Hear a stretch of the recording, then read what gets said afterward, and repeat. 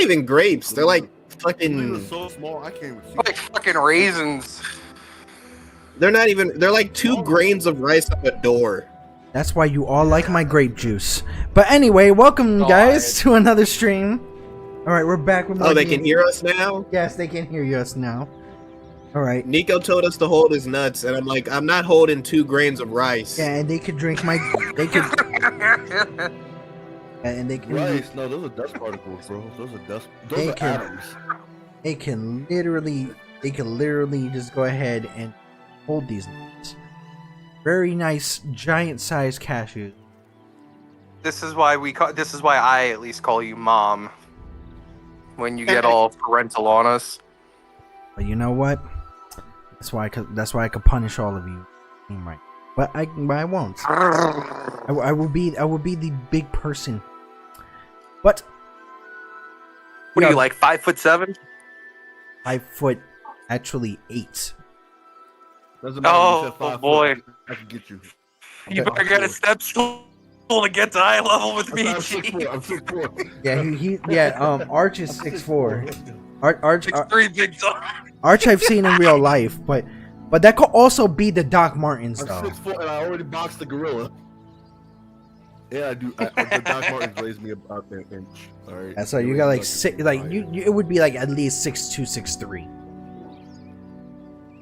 But all right, let's get to this. But I still box the gorilla. Let's go. All right, no problem. Fair enough. All right, guys, Yeah. we are here today. Right. So now it has been almost days.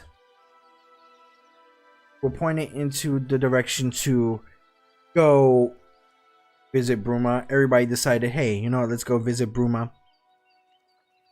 And with that, you guys hit the main door. One of the main doors to Bruma, which is right here in one. Did something happen to one of our companions? Because there's less of us now. So, Raven has still been taken away from the Dark Brotherhood. Have not seen this since. So most likely he has possibly joined them and now no longer part of the group. And then, of course, Andrew is in jail. Yeah, Andrew's in jail. Draven is with the Dark Brotherhood. Man, we can't have shit in Detroit. You know what? We really can't. Can't have shit in Tamriel. Yeah, shit, Tam. To Bullshit. be fair, he was probably sacrificed. Maybe. Yeah. Goes. As I said, I'm gonna go ahead and flip this shit over. So let's go ahead and do this.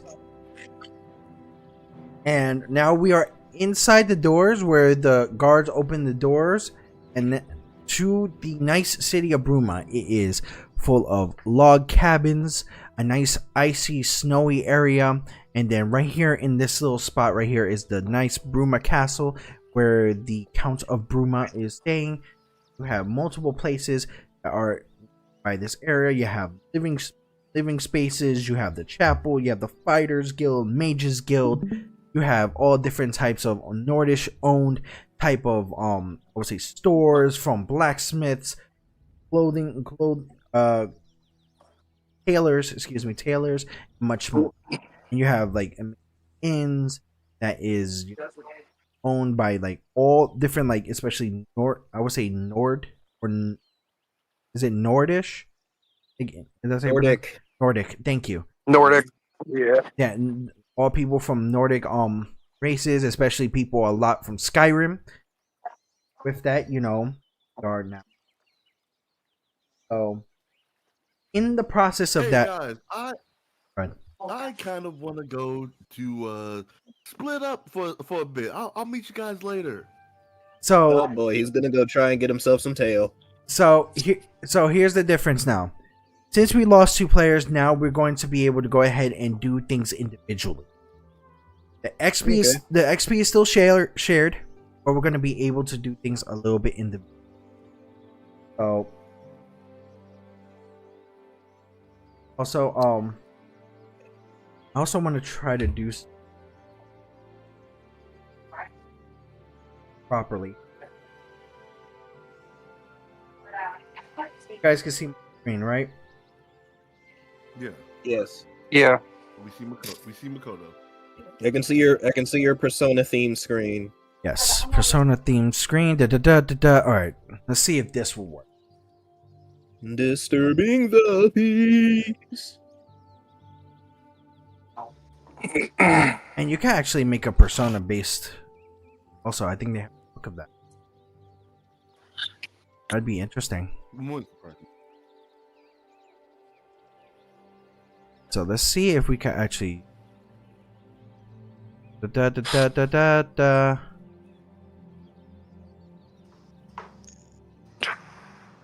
Why is there a folder that's named Masked Midgets Wrestling? You know what? Not on Nico. No, not on Nico. You know what? Not on Nico. I just saw something online and it literally was this dude's like. You know what? First of all, computer and it was like. First of all, I'm gonna need you to be respectful. Why? I need you to respect my day job and leave me the hell alone. How about that? You're not that short, Nico. I think that's illegal. You're cheating. Hey, they need jobbers. They need jobbers. Okay? No, I mean Nico being a part of it is illegal because he's too tall. They need jobbers. Even sometimes with that, they still need jobbers. He's 5'2". He's 5'2". He's good. I'm 5'6". Okay? First off, thank you. Exactly, that's too tall. It's illegal for you to be wrestling and winning money off of it. That's on you. Now you're 5'6". Weren't you supposed to be 5'8"? You know what's funny? Wow. You know what's funny? Yeah. You know what? That's true. That's true. Yeah, To be honestly, I think I'm in true honesty, I really don't know like specifically all. So honestly. Alright, so let me see if I could just edit. So alright. Screw it. We're doing it, we're editing here because we can and we will. It has an AI section, no, kiss my whole entire ass, because we're not using AI. Fuck you. That's why. But okay, so oh yeah.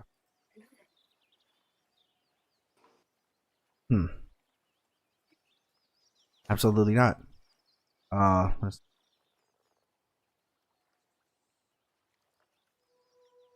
here. All right, so we got right there. We got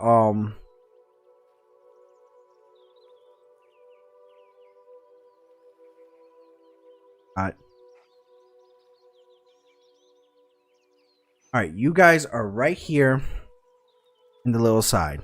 Okay, so with that aspect, you got in this little entrance right there. You got Lulu going ahead and following around not Arch, freaking Arya. You got yourself freaking what's this bitch's name? Got Eve. I'm following you around, and then you got Solaris right there in the front. So Xantris is the blue. The green is Solaris, and the white is Arya. Okay, so yeah, so we'll go ahead and we'll do what we can to do this right here. So you said you want to go ahead and where would you? Yeah, I'm gonna go to the Chapel of Talos. Okay. Problem. So with that process of this, blah blah blah. Going to go ahead, take that there. Going to move you, Chapel of Talos. In the midst of walking during, you're gonna walk right through here and through the stairs, while being right here on this spot. That spot right there. Boom.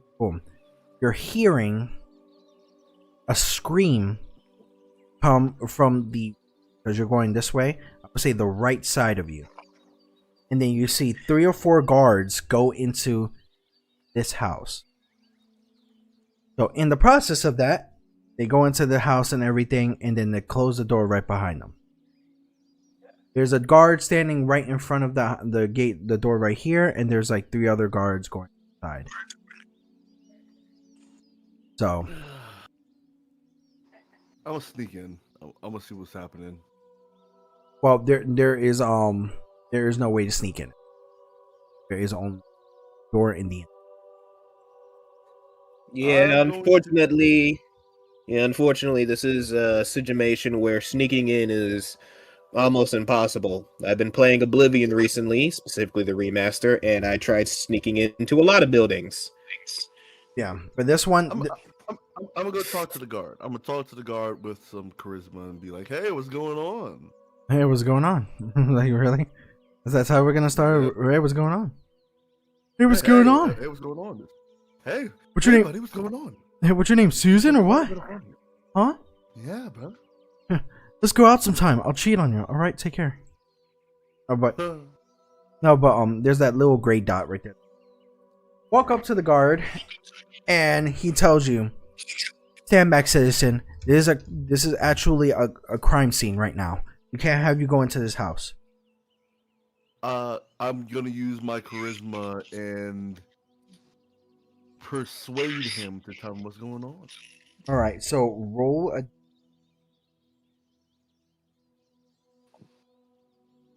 Ask him. I got a 7, plus my persuasion plus 3, so 10. So you have to play it out. Hey! I'm just getting in town. I want to know what's going on. What sort of crime has been committed here? What's going on? With that, I cannot tell you because it is official business of the Bruma Guard. For this, I ask that you humbly stay away from the house until we can find out about the outcome of this investigation. Just tell me one thing though. Is someone dead? I cannot tell you in any type of way. That means yes. All right, I'm gonna mind my own business and go on about my day. Have a nice day, sir. Problem. He keeps you there. With that, you go ahead and take yourself to the temple right here, which is a shrine of Talos. Go ahead and go into the said shrine. Inside, there are, right in front of it,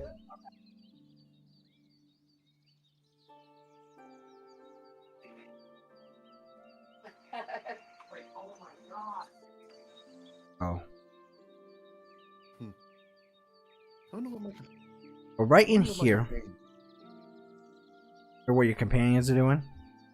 Yeah, so just a little bit. Nah, I mean we did travel for about a week together. So, I guess I gotta kind of care.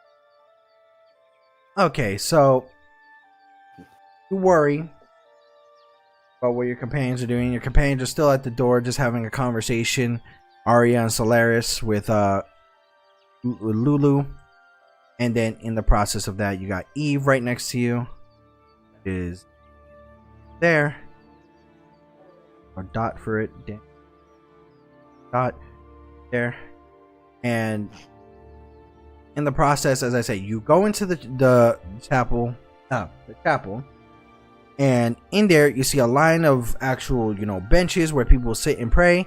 In the middle is a pedestal, a main pedestal, and then around said pedestal, in a circular area, like I would say, like around here, are all different types of pedestals for all the other gods. Kinnereth, you have Talos, you have Zenithar, you have Julianos, you have all different types of gods. All different types of gods. There are dragon gods, there are dragonborn, Nordish gods.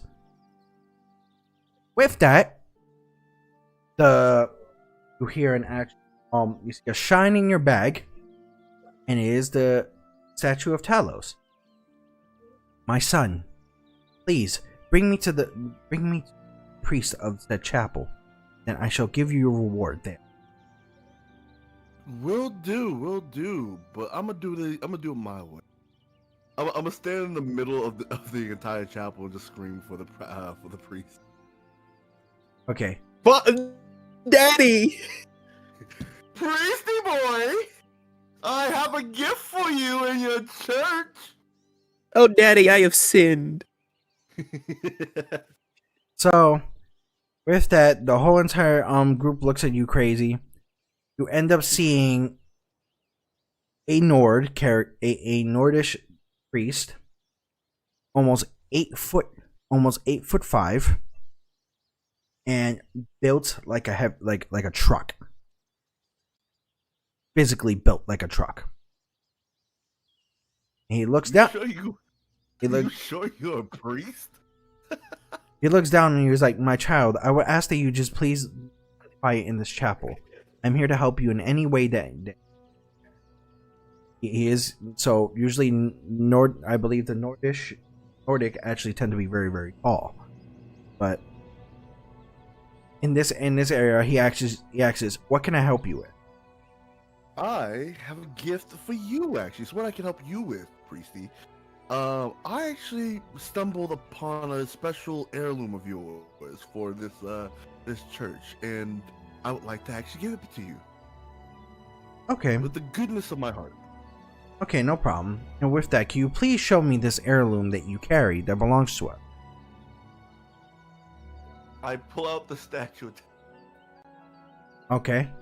In the process of that, Talos starts shining bright, and he says to the priest, "I have returned home, my child.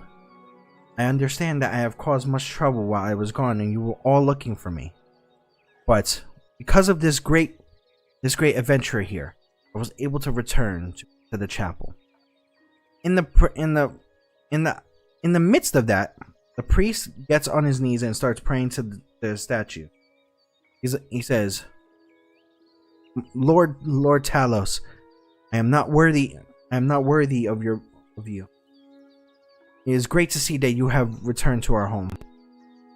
In the process of that, he thanks the priest. Talos thanks the priest, and then he turns to you, saying this: "My child, I am very grateful for you, and because you have returned me to the chapel, I shall go ahead and give you a nice gift.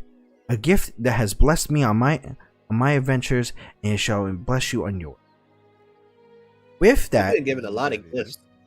oh yeah, you find a lot of shit in Skyrim or any type of games like that. In the process of that, Talos shoots a ray of light right in front of the pedestal, and in that appears a big marble white ivory chest. Giggity. Alright. Then, in the process of that, he says, "For that, my child, your gifts await in this chest. You may take them for your adventures, and I wish you well."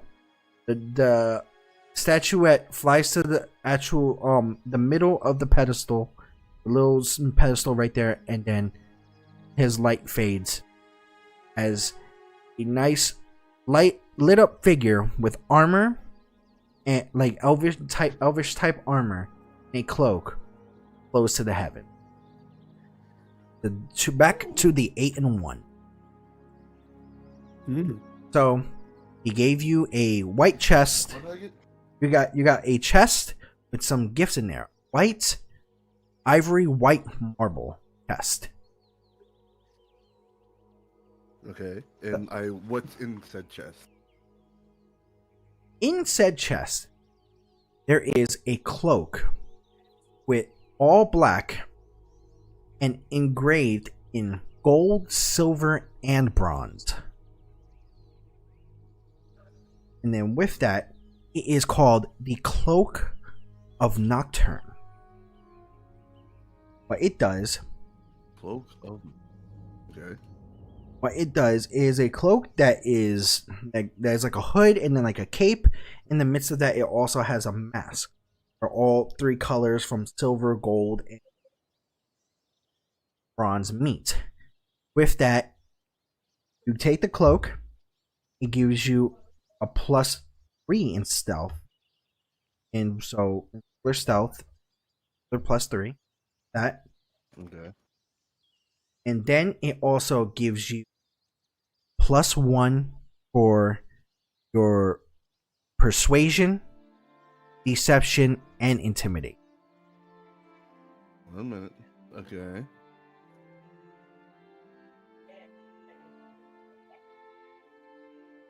So you wrote that down. So cloak +1 what? +1 in intimidation, deception, and persuasion.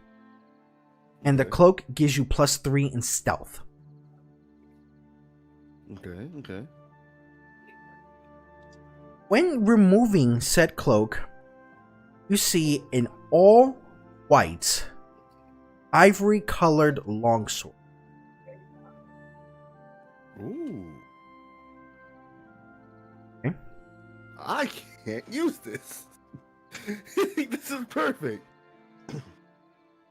Now, it is all white, marble white, with a crystallized blade, and it has a yellow light on it. So Okay. it does two. It does 2 d6 damage. Okay. So it's not. So it's just as strong as a longsword. But once you grab the sword actually started floating, and you realize that the sword is sentient. Oh fuck! Not another one. Not another one. No, please. We already have too many wacky companions on this. Hey, you wanted a gift, you got the gift. To be honest, we do technically have to make up for the fact that we've lost. We lost 2 of them, but Like, we've lost 2 players. So all the wacky sidekicks, the better. yep. And Nico's Okay. voicing almost all of them, so it's actually kind of funny. So, in the midst of that, the sword comes close to you. With it coming close to you, it says this. Like, oh my god, you fucking found me. Oh my goodness. Like, this is like the greatest thing ever. You found me. And I was gonna be stuck in that box like forever, and I was there for like 100 years. But then in the process of that, I swear to god, you found me, and that was like the greatest thing ever. Like, OMG.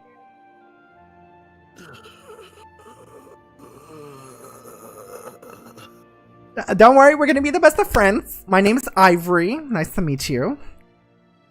Guess what? Guess what? You're my Ivory. yeah, you're my new BFF. Like, you're my new BFF. Like, oh my fucking god. Like, seriously. I can't wait. Let's go. Let's go. And then, I know someone just like you, in fact. what do you mean? You know, someone just like me. There's only one me. I'm just like, I'm made of marble. Okay. You ever heard of Ebony? Oh, that bitch. Okay. So you found her as well. Okay. Not me. One of my companions did. Oh, that's cute. Okay. But Cute? Yeah. Oh, please tell me these 2 aren't going to be beefing the entire goddamn time. Oh no! The more wacky companions, the better. no, you did say that. You did say that. All right. Well, you know what? We'll figure things out. Okay. In the process of that, we'll stop by the inn and get myself a nice little coffee. Okay. We do have some nice coffee over there. The nice pumpkin spice. That's really so nice. But anyway, let's go ahead. And then in the process, a hilt of gold and of ebony, and then the ends are gold, pops up right behind your back, and then no, not ebony, ivory. I think you so ivory, white hilt, pops up right behind your back, like you know, like the Zelda sword and everything, and then boom, right there, you got yourself an ivory longsword with 2 d6 damage. Now, Now, with that, there also pops up in said chest another key. It is a key. With that, it is an ivory key, but it ends with like a little black handle. You don't know what this is about, and then with that, it has like a little note on it, on the handle. It shows a picture of 2 construction, one small and one big. And that's like robotic construction. One small and and Dwemer, some Dwemer buildings. some dwarven, some dwemer. So pretty much, yeah. So with that, you know, you take all those items, and then the chest disappears. And is the cloak my my elvish armor? So it is elvish armor. Okay. Elvish, I thought it was sign off. no, it is elvish armor. It is part of that. It just gives you those benefits. So Okay, cool. That's what I'll be wearing. in the process of Does it that, give me any extra armor, like armor? oh no, my it just class, gives you those class? it gives you those benefits. It's the Okay, cool. yeah, it just gives you those benefits. So in the process of that, all of the altars in the actual church start shining and bless you for the time, which a day of good luck. The Hey, process. give me a sec. I'll be right back. With that, the priest thanks you so much, shakes your hand, says, "You are welcome here anytime. Need a place to stay for you and anyone else? Please, by all means, come find us. We'll help you find a nice place, nice room, and nice food." Will do. Thank you very much. But I should be getting back to my. So he says, "No problem," and waves you goodbye. Everybody just goes ahead and bows to you. And with that, gets stopped by one of the city guards, who happens to be a captain of the guard. You can tell because the captains do not wear the helmets. He goes ahead and says, "You did a very nice thing for what you did. I'll make sure I go ahead and tell the actual the Countess of Bruma done for your endeavors. May I please have your name?" My name is Zalaris.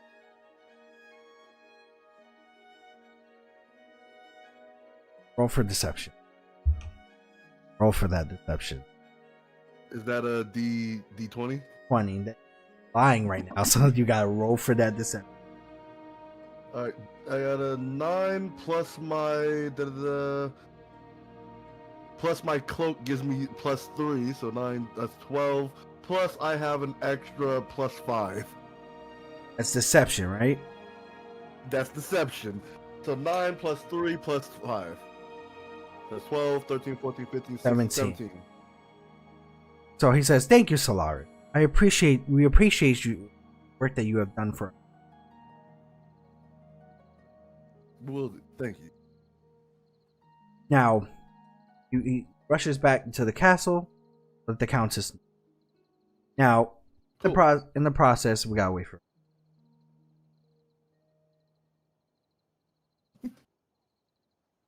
Arya, are you there? Yeah, I'm here.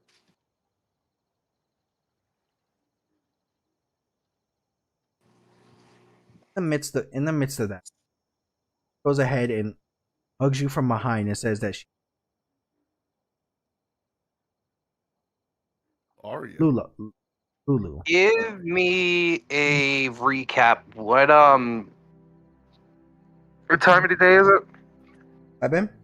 Like, is it daytime, nighttime? So this is in the morning, so daytime. So sunrise. Okay, and we are in the northern area, so it would be colder than what the Imperial City would have been. Okay, so I would like to.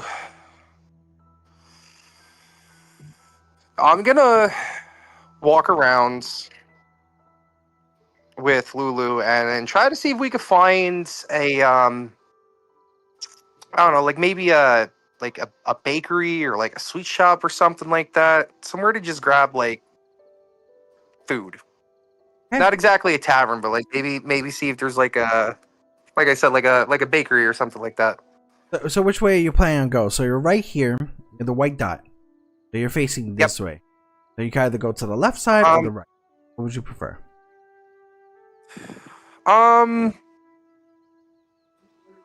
We are going to travel between buildings 4 through 12 and 8 through 11 to start.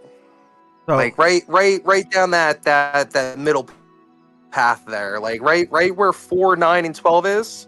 That area, we're gonna kind of work our way around there to start. I'm gonna meet up with them actually. Yeah, while they do that.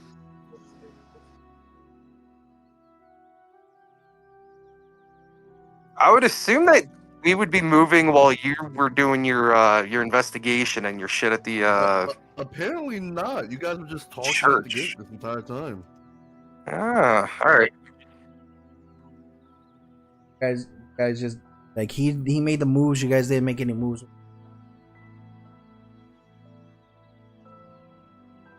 So as you go through 8 through 14,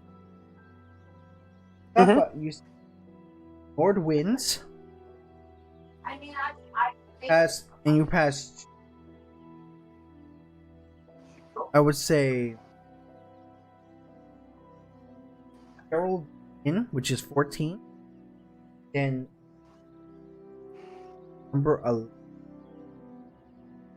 Nova Roma. So the Nova Roma is a a place that sells spells and scrolls for spells. Harold View Inn is a regular inn place, and we're there for Winds is of a Nordish store selling like Nord based items. So Okay, we'll take a trip in number 8, the Nordic Wind Shop. okay, so you stop in right there.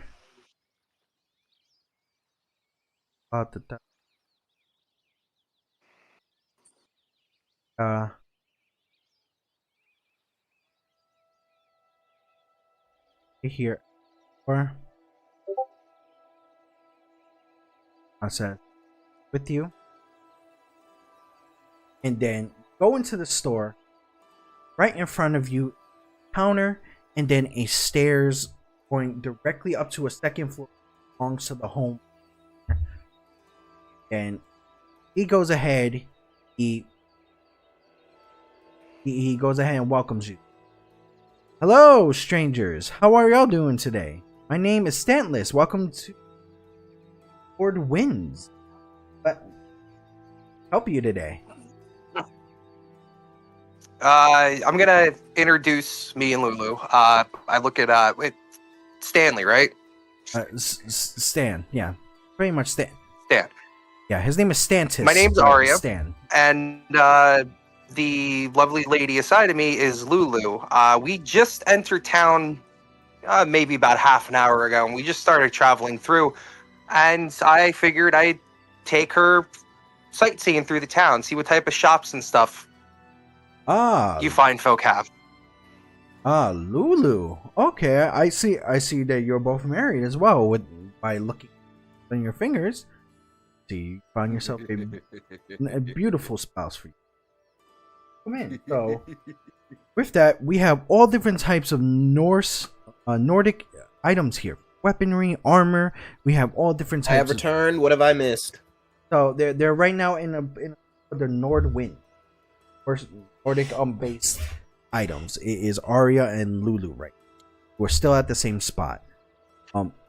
In the process of that, Just like an NPC right now. yeah, because you haven't made a move yet. But first, let's go ahead and they're doing right now. They're speaking to Stan, who is the owner of the Nordic Winds, and he's just letting him know what's in the store. We have books of our history. We have food. We have potions. We have Nordic weapons and armor.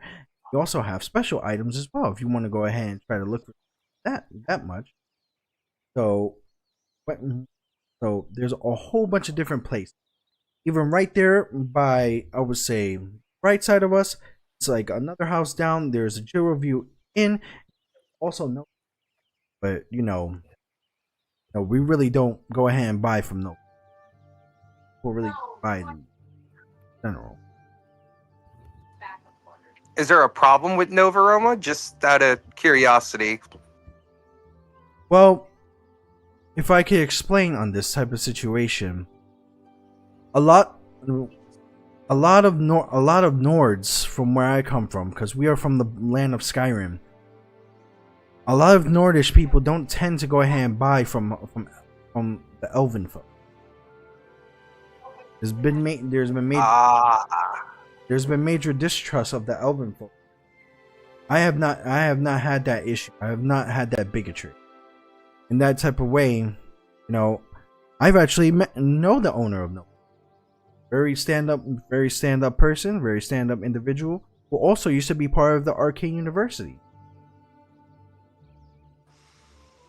But Interesting. Well, I can assure you that with me being a high elf from birth, I personally don't have any issues with the Nordic folk. I actually find you all very pleasant folk to be around. I spent a good amount of time traveling and being able to view a lot of different communities. And honestly, the Nordic people are probably some of the higher human societies that I tend to favor for friends. he looks at you and said, "I appreciate that very kind compliment." But then he gives you a sense of advice. Understandable that you look at certain people based on like your interaction, but do not judge a book by its cover, because simply the story that it has is probably similar to your own. But he goes ahead, hands you and Lulu a nice cup of hot chocolate, gives you both a sweet roll, because sweet rolls are meat.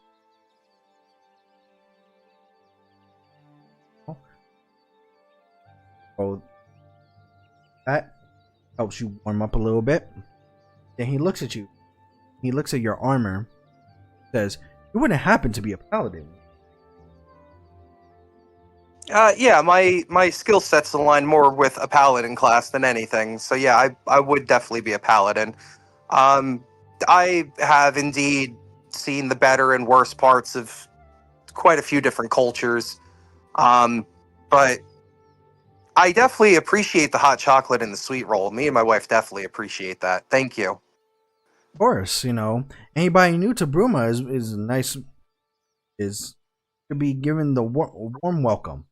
But right now in Bruma, we're actually facing a bunch of different trouble. Like I don't think you actually saw it, but a whole bunch of guards actually went to a friend of mine's house recently. Oh, dang, Oh they no, going I up on haven't. people's houses. Unfortunately, your establishment was the first one that we entered. Um, is there anything that I should know about that I should probably avoid going on? I mean, you seem to have a nice little town here. It seems peaceful on the surface, but as you and me both know, sometimes peaceful scenery normally holds some dangers. So, with this type of situation, there was this major scream a little bit earlier. The guards went in. The guards kind of questioned me a little bit like a couple of minutes ago. What happened? Found out that my friend Braden Lyrian actually murdered, but there was actual evidence showing that he was a vampire. Whew. Oh, yeah. Well, I am deeply sorry about your friend's death. I mean, a lot of people normally aren't, I guess we'll say,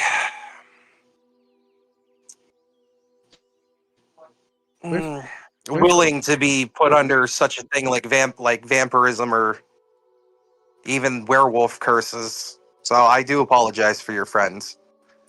Problem is, I feel like all the evidence was planted there. The thing is, there was rumor of a vampire hunter even approaching Bruma. His name is Raynil Draelis.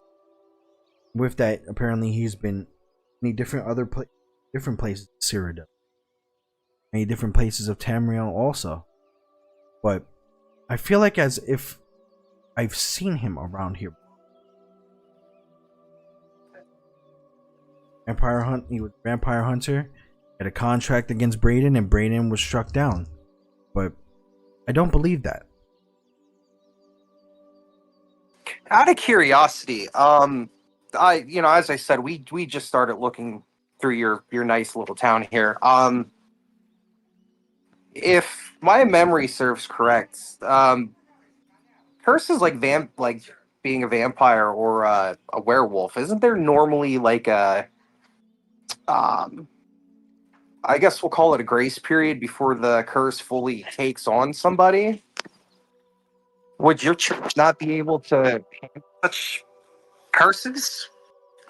So with that, when you actually when with vampirism, you are stricken by a vampire. Battle, any type of way. You go ahead, you feel a massive amount of, I would say, a high temperature and a massive irritation for a while. Yeah, it kind of feels like your body's burning up a bit. Pretty Yeah, much. almost like a high fever. I'm mildly familiar with some of the symptoms for it. I was always under the assumption that there was like a small time period in which you could have it cured. Well, it's within 3 days. Within 3 days of being caught with it, you can either find a potion, or you can find a way to go ahead and chapel or some healing. Actually, free. By chance, did your friend happen to leave town at all within, we'll say maybe the last 2 weeks for an extended period? Maybe he might have been attacked after he left and wasn't able to get somewhere in time. I mean, it's just speculation, of course, but you know, Absolutely if not. you're under the assumption that maybe some of the evidence was planted against them, the only thing I could think of is maybe if your friend might have went for personal or business related travels, he could have very well been attacked and came back trying to hide it. Sounds like a question the death of his friend. Yeah, like I feel like what are you, a fucking Inspector Gadget up in this bitch, Yeah, trying to figure out what happened? You insensitive bastard! How dare you? My friend just died. Well, in a sense, during this time, a paladin asks a lot of these questions because paladins are actually put to actually deal with certain things like this, especially vampirism, because apparently that's why. Yeah, paladins normally work for a god or goddess that normally tend to, like, the best way to explain it is like, while we are like combat medics, essentially, Pretty we much. don't have the exact healing potential as a cleric, but paladins are still capable of healing and getting rid of certain curses or poisons and different conditions, but not to the same extent that a cleric would be able to. We have to, like in Dungeons and Dragons, we have to level up and select the spells or learn them and so on and so forth. So, I mean, essentially, what I'm getting at with it while I'm asking Stan about this is to see if maybe he might have left at all, if his friend might have left, and he may have, if he was heading to a certain destination, we could have a rogue vampire on the loose that's turning innocent people. It's not uncommon. Realistically, like vampires, unlike werewolves, that most of them could lose their humanity when they turn during full moons and stuff. Vampires, they have all logical control. So if there's a rogue vampire, it would be best for a paladin to inquire on that. One, for our party safety, and two, so that we could kind of piece together where would be safe for people to travel and not to travel. So with that process, what is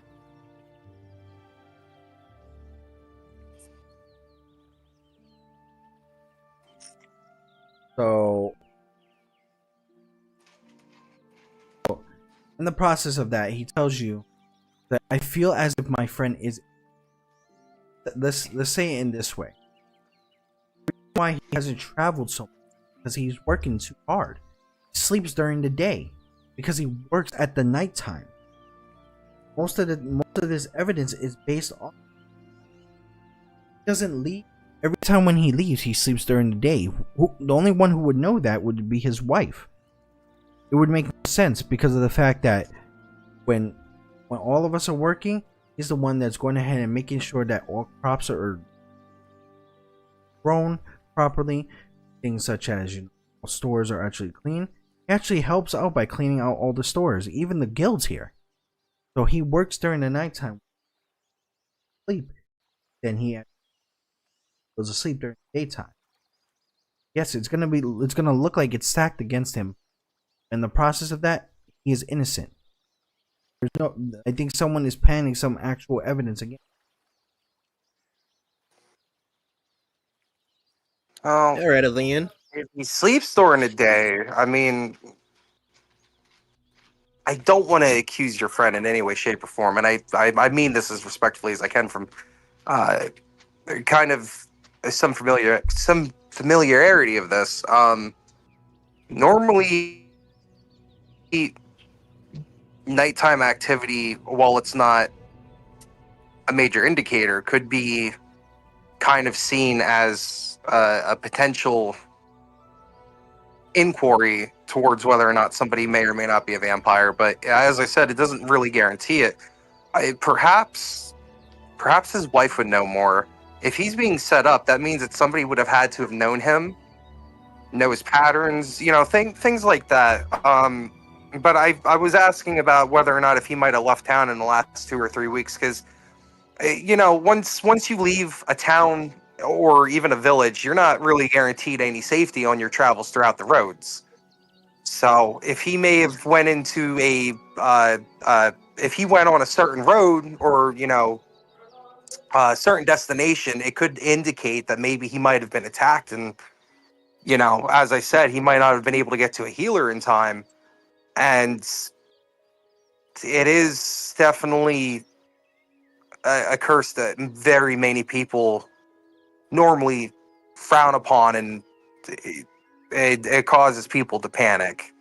But if he is being set up, I mean, if you want, I can definitely see about talking to maybe the captain of the guard or something and see if I can help them with the investigation. Well, one of the captains are already at his home. If you want to go visit the home, by all means, I would suggest you go ahead and have a conversation with the captain. But otherwise, I don't have that much info. All I ask is that you just please find some type of justice for. Been a friend of mine for such a time, and I'll see what I can do. I can't make any promises, especially with me being an outsider. It's not like I'm a paladin that works inside of the town, but I could definitely see if I could poke around a little bit peacefully and see if I can offer some of my my knowledge to see if I can help piece the investigation along. And if I find anything useful, I'll come back and let you know, my friend. how many companions are with you? Well, it's me and Lulu. And then we have another married couple. And then we have another compatriot. So all in all, our party's about 5. We lost 2 people before venturing towards your city. They just went on pretty much a separate journey. So it's 5 of us as of right now. So that Dan looks at his book, goes ahead and book of his after you said Lulu. He somehow recognized the name. In of that, he looked at a picture that a book with regular writing and pictures. It says Dragonborn. Midst of that, he looks at a photo, and then smiles. Maybe big smile. Goes into the chest behind the counter and he gives you 5 bottles of cure disease. So what it is just probably based off of the game. It's if you're inflicted with any disease on that moment or within a day, you're having that type of situation, drink that disease, drink that potion. 5 of them. It says take these 5 potions. It will cure you of any disease. You have to take it within that first day that you get the. make sure it's cured right away.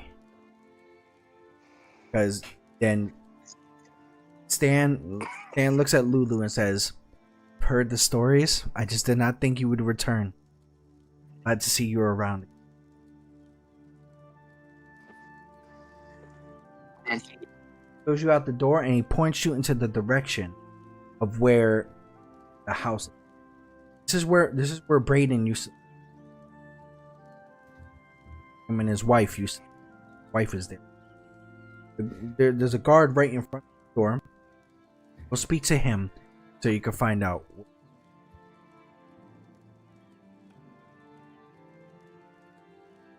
So, got that.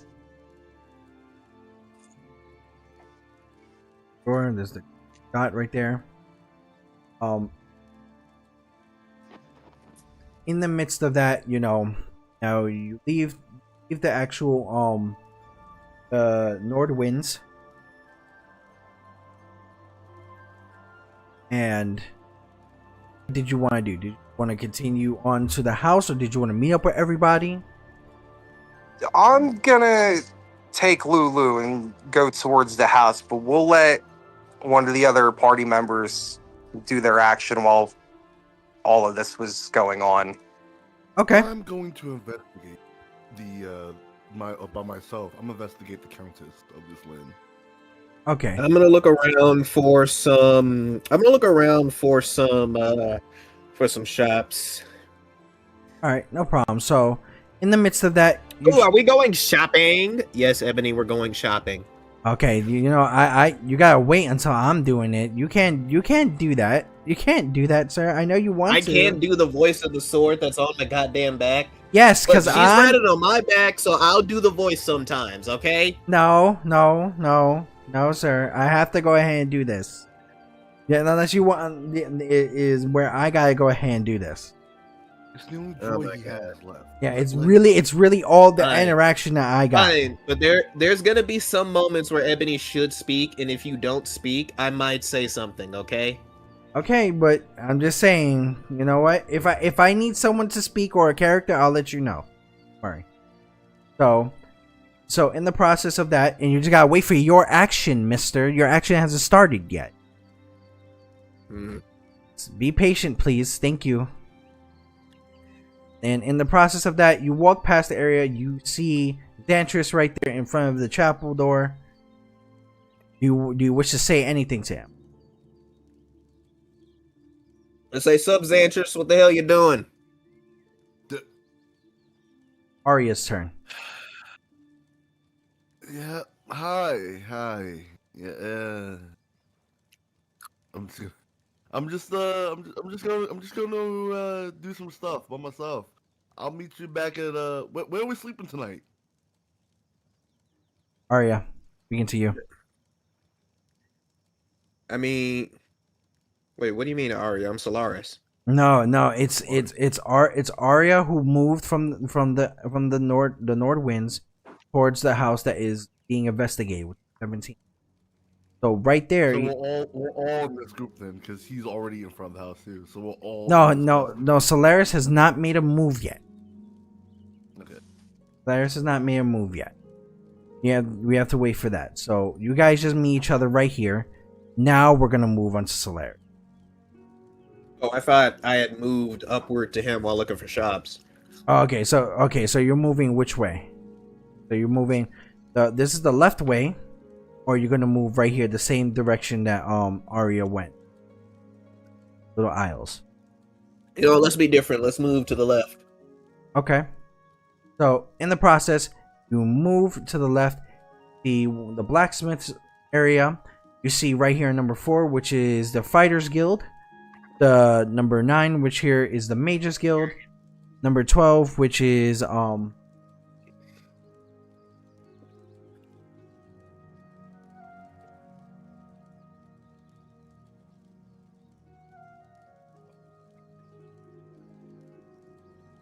another house, Nord, and in the process you're gonna go through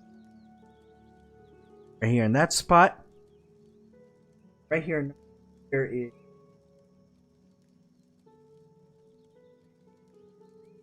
all just regular houses.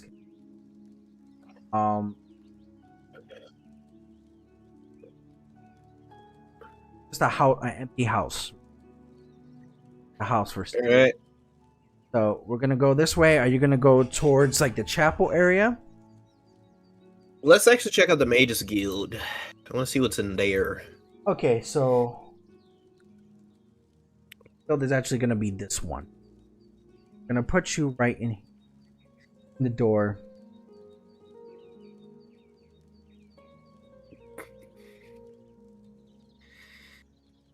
In the midst of that, you get Ebony out here out of her hilt, of their hilt. In the process of that, just saying, I don't think we need to go into this bitch's house. We all need to go into these bitches' houses.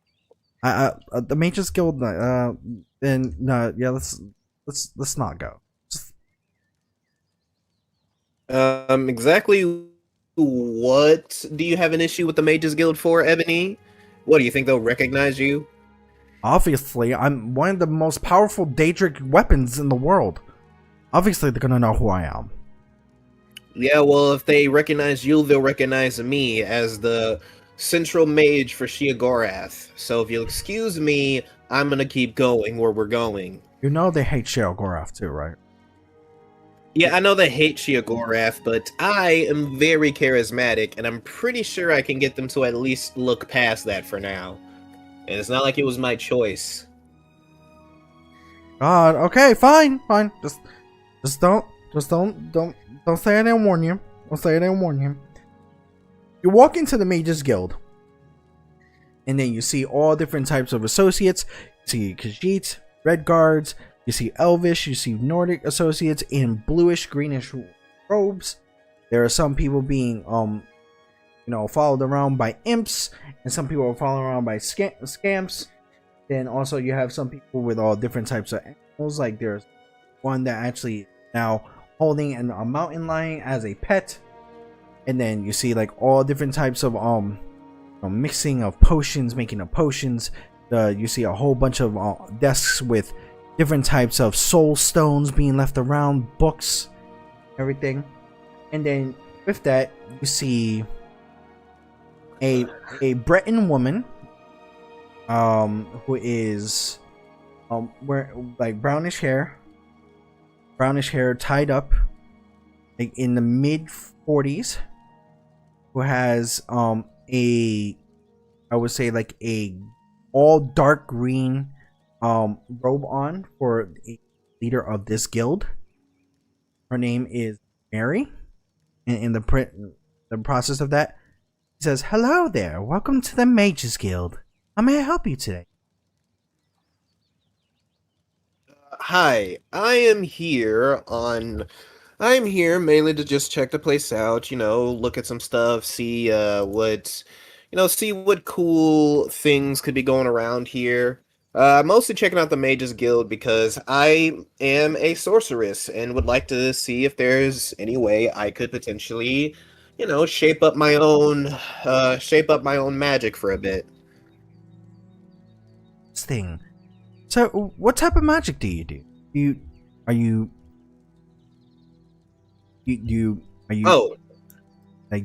What type of magic do you do? Any type of specific magic? You're looking to learn something. Oh, well, I don't specifically partake in a, special kind of magic. The kind of magic that I usually end up doing can pretty much be anything from combat, restoration, just any magic that feels, well put together. That can help me help out anybody, anyone, anywhere. That type of stuff. Oh, so you're an overall sorceress. That's amazing. We need a lot more people like you in our actual academy. Would you have like a possibility of joining the Mages Guild? Well, that sounds great. I'd love to. Obviously, I'm going to be adventuring with my party, but for the most part, I would definitely be honored to join a Mages Guild such as yours. In the process of that, Ebony comes out of the hilt, starts floating around, and then everybody sees the floating black Daedric katana around. Like, well, this place is really nice. It's okay looking, but seriously, you guys could just do a lot more with putting out like better furniture, like some type of like nice like furniture, so you guys can actually chill and relax and have fun.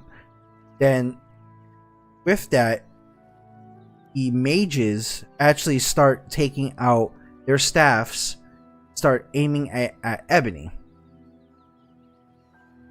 and then the guildmaster looks at you with literally a fiery palm in her hand.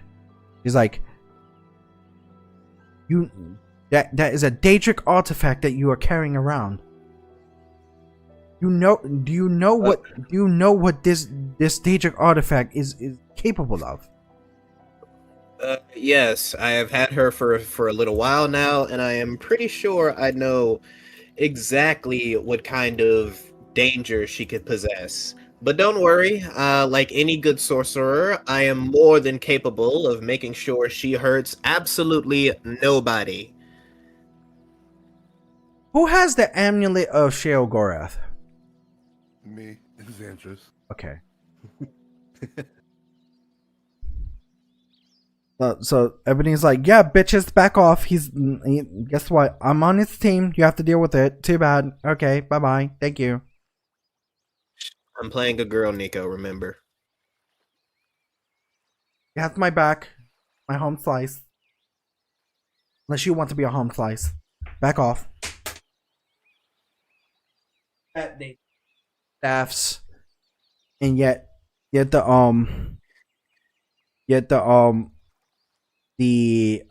guildmaster looks at you and she says, understandable that you do have a Daedric artifact under control, but our rules is that we are not allowing anybody with Daedric artifacts to go ahead and be part of this mage's guild, unless I could look a different way, unless you do an actual quest for me if you choose.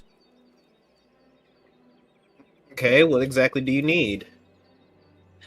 Well, in the process of this, we've been having some issues with I would say vampires in Bruma. There has been a major issue where guards are actually at one of the people who live here. His name is Brayden. They're at his home because apparently he was a vampire. You would like to possibly go ahead and see if you could go ahead and deal with that situation. And I will write a nice little recommendation letter for you, and then we'll see if we can go ahead and help you get ready for us.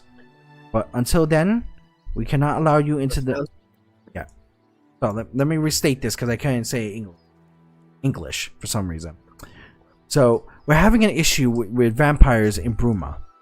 One of the people that live here, Brayden Lyrian, has been murdered, apparently, but the guards say that he was actually a vampire in disguise. We don't know about this situation, and we don't know if there are many more vampires among us. So we want to see if you could possibly find a conclusion to this type of investigation here. I'll write you a letter of recommendation if you go ahead and try to find out what happened to Brayden. The vampire? Hello, Luna. But so. So that's what you have to do. You had to find out what happened to Brayden Lyrian, who apparently was a vampire, for you to get a recommendation from the Bruma Guild, and be accepted into the Mages Guild. Get accepted into the Mages Guild, then you are becoming an associate of all. Nice. Alrighty then, let's alright. Well, looks like I've got some vampire hunting to do. Now, I can't remember the theme song to Blade. I think it goes like. I can't do fucking techno music with my mouth. Yeah, how are you doing today? We're doing fine. Thank you for asking. And in the process of that, one of the associates walked up to Mary before you left. It was His name was Rajel. His name was Rajel. So Raj and then ELL. Then with that he says, Maddie, can I have a word with you quick? Pulls Mary to the side and then points to your arm, which shows the red sash with gold lettering. Remember that sash that you got? God, Yeah, the shit. night stash. So she has a discussion with Rajel, and in the process of that, she tells you to hold on. With that, he gives you a little mini ruby chest. Okay? With this, I saw the band on your arm, and in this, I will help you find a way to go ahead and destroy these vampires. Usually, we do not keep some type of items in that are not for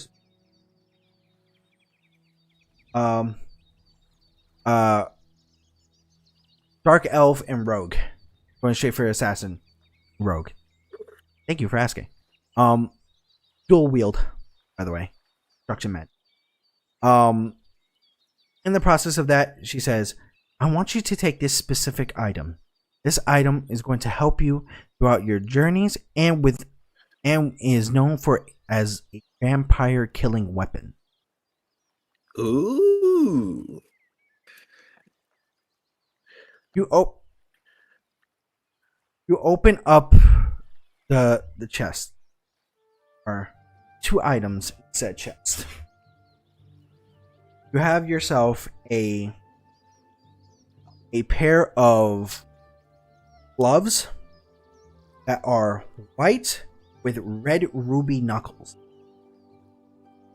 Oh, nice. Ruby knuckle dusters, really? Pretty much, yes. They are Ruby knuckle dusters. I love that. They are called the Gauntlets of Sunlight. Now, Sweet. what it does is that if you come across someone who is a pure on vampire, or no, excuse me, if you're trying to find out who is a vampire, simply if you touch someone with said gloves, the rubies will start shining, and it will show that they are an actual vampire. What is this, Twilight? Hell yeah. Alright then. Yeah. Wait, does this mean if a black person becomes a vampire, they lose their melanin? I really hope not, because that would be so disappointing. That would be so terrible. Oh, by the way, Chris, this is a full-on homebrew game. I'm doing this right off the dome, so that's what's going on. Right now we're in Bruma. This is Oblivion, right? Based off of the Oblivion game, Skyrim. But yes, your question here. My favorite race is the Drow Elves. I like to do a dual wield build with also having slight increase in destruction magic, and I've always done things like either become a thief or an assassin by increasing my stealth or my or anything like my pickpocketing in any type of way. By different. But yes, they're called the Gauntlets of Sunlight, and they can help you detect vampirism. So, with that, and then you have a short sword that is in there. It is a ruby glass short sword with a gold handle, and then it has a gem at the end of it. Now, in the process of that, this ruby starts floating around and comes close to you. It starts to speak to you. Hello? Hello? Oh god, it's sentient. And then the process of that, when you say hello to it, it was like, ah! Oh my god. Stop doing that. No, you just got scared the shit out of me. Oh my god. Ugh. Give me a second, Nico. My pizza's outside.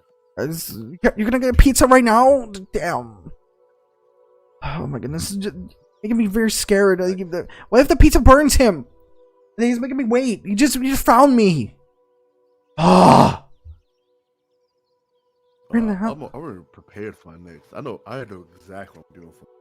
If this is based off of what I think it is, there's only one route I'm taking. Oh my I god. have to. Scaring the hell out of me.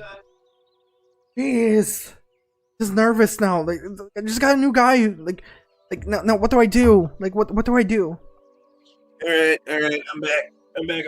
I'm sorry. I just had to run. What took you so long? You just found me in my. I don't care about Little Caesars. I don't even know who Caesar is. You're making me more nervous. I don't even know these people. Who you're talking about? You just found me in the ruby chest. Why? Takes so much time. Okay, just calm down. I look, I found you in that ruby chest, yes, but I wasn't trying to freak you out. I didn't know you were even trapped in that thing.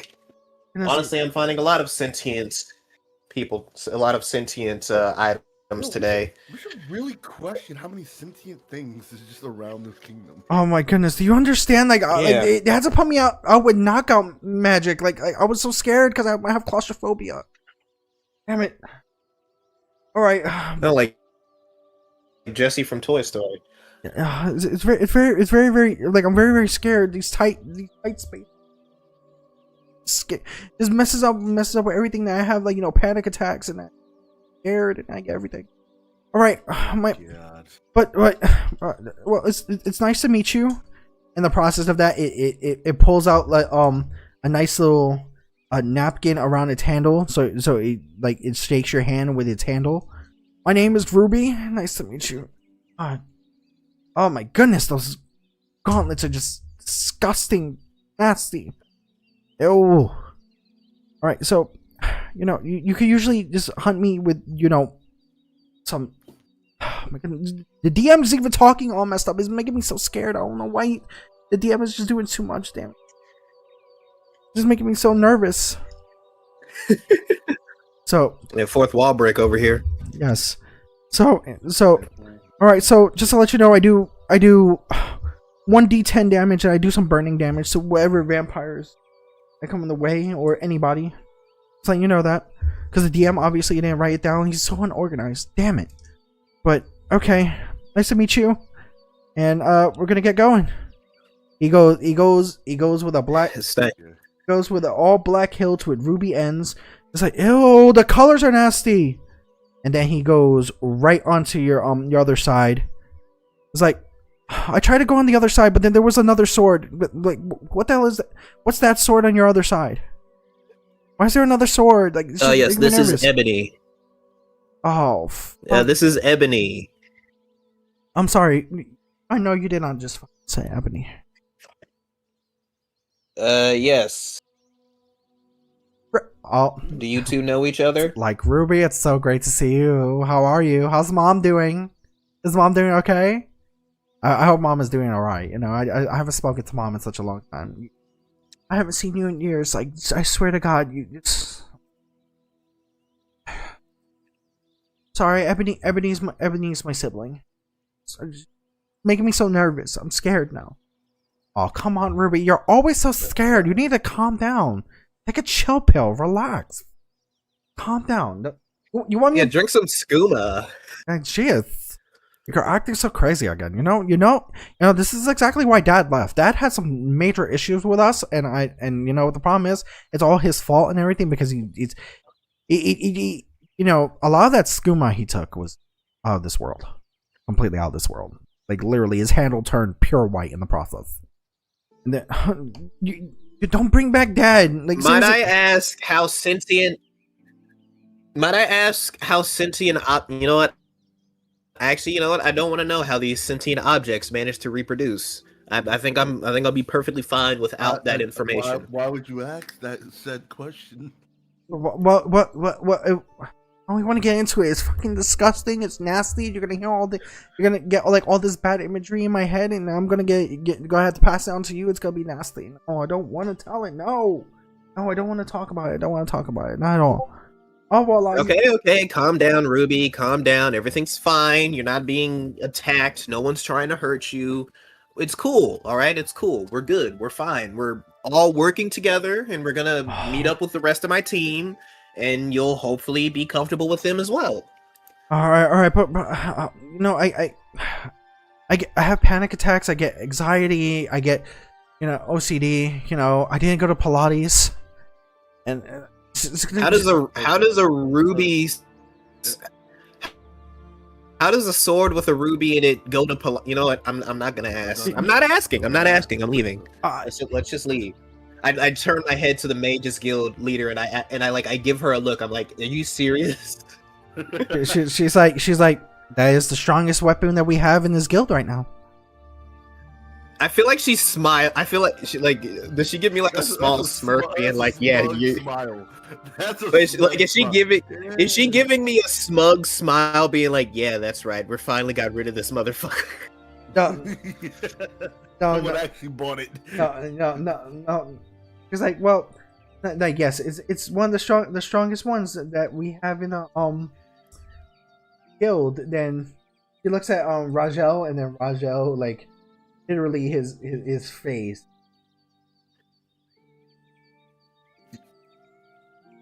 Cracking up.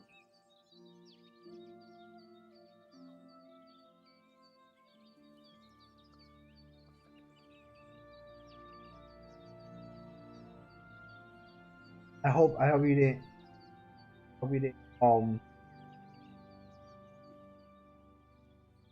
Probably did.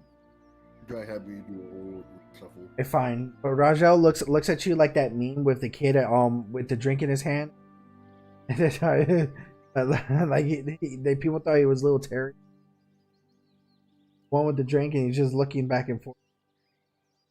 Little black kid with the drink. Yeah. This kid. Yeah, but then when Rajel gives you the side eye, and then I hate this. I hate this fucking.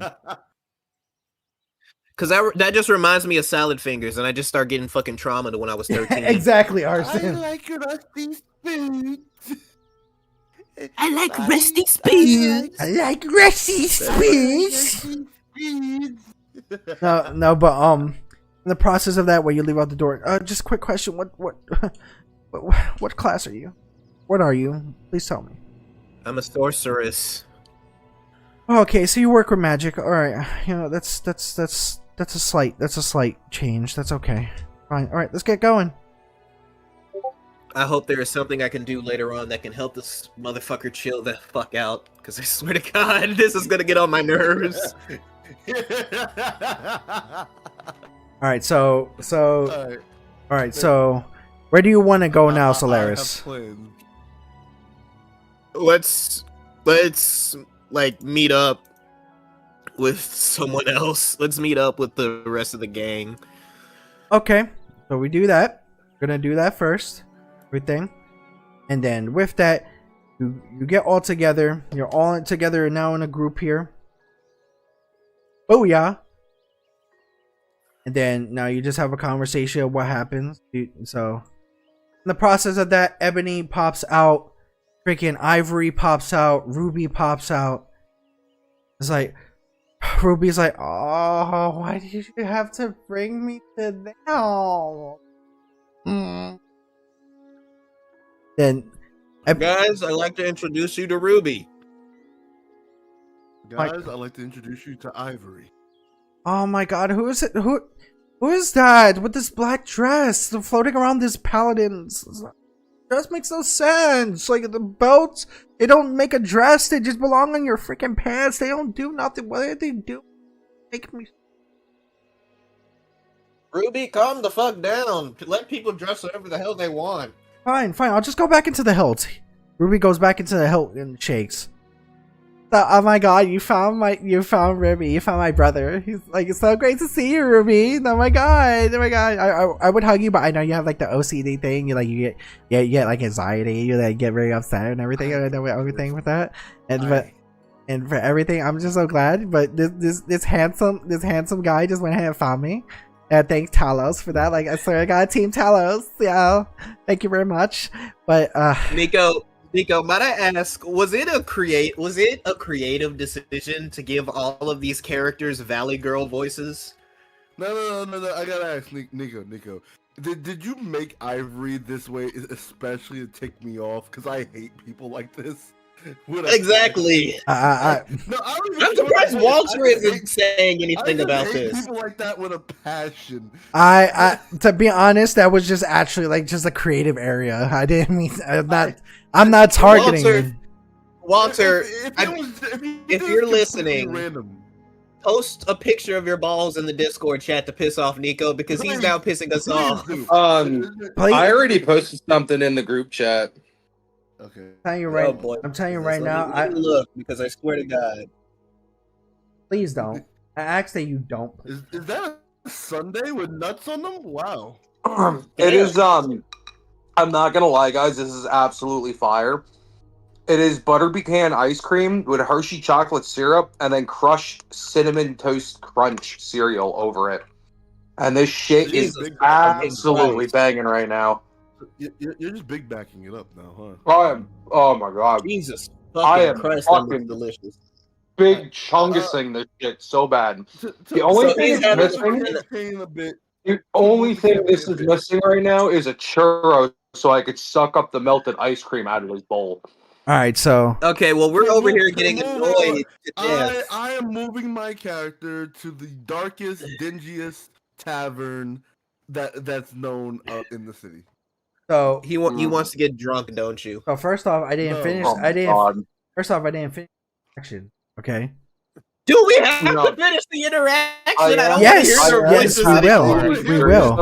we will. I am curious on this. He gets to have a fucking. Why is the sorcerer getting sentient objects that the sorcerer is not able to actually use in combat for D&D? And why are the sentient? Hold on. And why is the sentient character or character voices like a bunch of snobby white girls out of Starbucks? That's what I asked. Like dead ass. Like, is this supposed to be like a waifu brigade of just sentient weapons? I mean, can Ivory turn into like a dagger instead of a longsword? Well. Also, Nico, if the reason you're giving all of them Valley Girl accents is because you were secretly that guy who was constantly hiring artists to draw white women buying pounds and pounds of Wonder Bread. Right. Dude, I'm gonna be honest. I'm starting to think that and I say this lovingly. I think our DM is projecting his companionship desires onto these animate objects. No, I'm really not. I'm just trying like all different voices. Like literally, like even the amulet of Shale Gorath hasn't said anything. Like so, it really hasn't. He's just been quiet for the whole time. So, if I may continue. That motherfucker's gonna come out with a British or Australian accent with the deepest voice possible. Anyways, continue. Hello, mates. What's going on? Hello, mate. I put some Barbie on the outback. No, it's literally a Scottish accent. That's what it is. It's a Scottish accent, but it's even better. In the process, oh my god, Ruby goes back into the hilts. The hilt starts shaking because Ruby's like scared. But in the process, Ivory looks at Ebony, and then, like Ebony, it's like it's great to see you, I guess. Oh god. Ivory, nice to see you too, bitch. I can see you look all nice. But that wrap around your hilt kind of makes you look a little bit thicker than possible. Nice. Okay, cool. Good to see you. In the process of that, they all go back into the hilts. They don't talk. But okay. So you want to go to the darkest inn possible. Yes, the tavern by myself. I'm Tavern. going to a tavern. So there are two of them. Perfect. Okay. All right. So right here on you're right here. So on the left side of you, one tavern right here, number 14, number 15. There is another one. Which one would you like to go? I'll go with 15 because it looks like it's down the alleyway. Go over there. Process of that, you go inside of the tavern, and then he is all different types of people there. It is ran by another Nord. Process of that, he says, "Come in, take a seat. I'll get right to you." There, you take us right in the middle of the area. There's like a set of five different tables with chairs.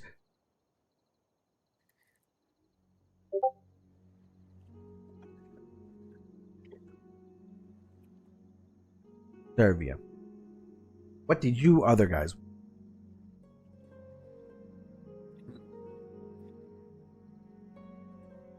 Honestly, I want to do a little investigating on the whole vampire situation.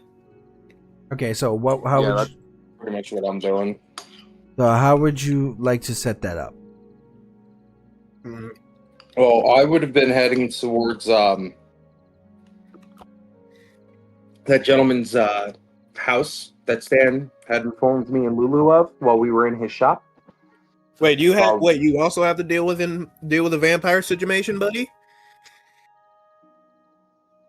He's like really asking you. Yeah, I kind of promised one of the shopkeeps that I'd look into it.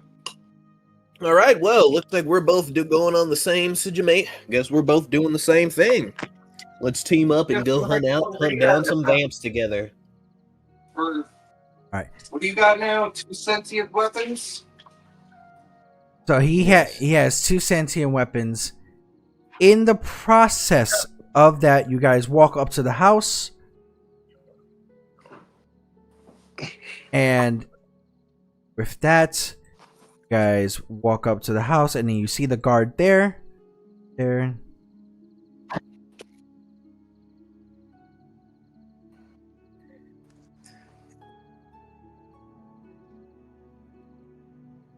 And the guard is telling you, you citizens need to move along. We are closing this down because it is a scene of a crime. You guys here to cause any. Yeah, I don't personally care what you guards are doing. I'm looking for the captain of the guard. So what I came to ask you is if the captain is currently in the middle of an investigation inside this man's home, or if he may be posted, if he or she may be posted at maybe one of the guard checkpoints, or maybe by the barracks. Stan from the Nordic Winds. He was nice enough to be one of the first people I talked to inside your town, and he had told me that there was we'll say issue, so that nobody can start any type of panic. And I just promised him that I would go talk to the captain and see if maybe I can give some help towards the investigation. But I also know that you folk have orders not to normally just let anybody in, and I don't want to cause any problem for the guard. So I was wondering if I could speak to the captain and see if maybe I can help in any way, shape, or form. So, And I'm with him, trying to make sure that the threat that's potentially causing all of these issues is no more. so the guard looks at your Arya's armor. He says, "Would you happen to be a paladin of some sort?" I am, which is exactly why I told Stan I would seek out the captain directly to see if I can, potentially help you folk. I know, for the delicate matter of the situation, it would normally be, we'll say, fruitful to have, maybe an extra pair of hands that are somewhat familiar with some of the background for the situation to assist the guards. All right. So He looks at you. He says, "Very well. With that, you can go ahead and go in. The captain's right inside the house. To let you know for what you're gonna see. You're not gonna be happy with what you come in." He moves to the side. In the process of that, you guys walk into the house. And then when you walk into the house, there are two guards.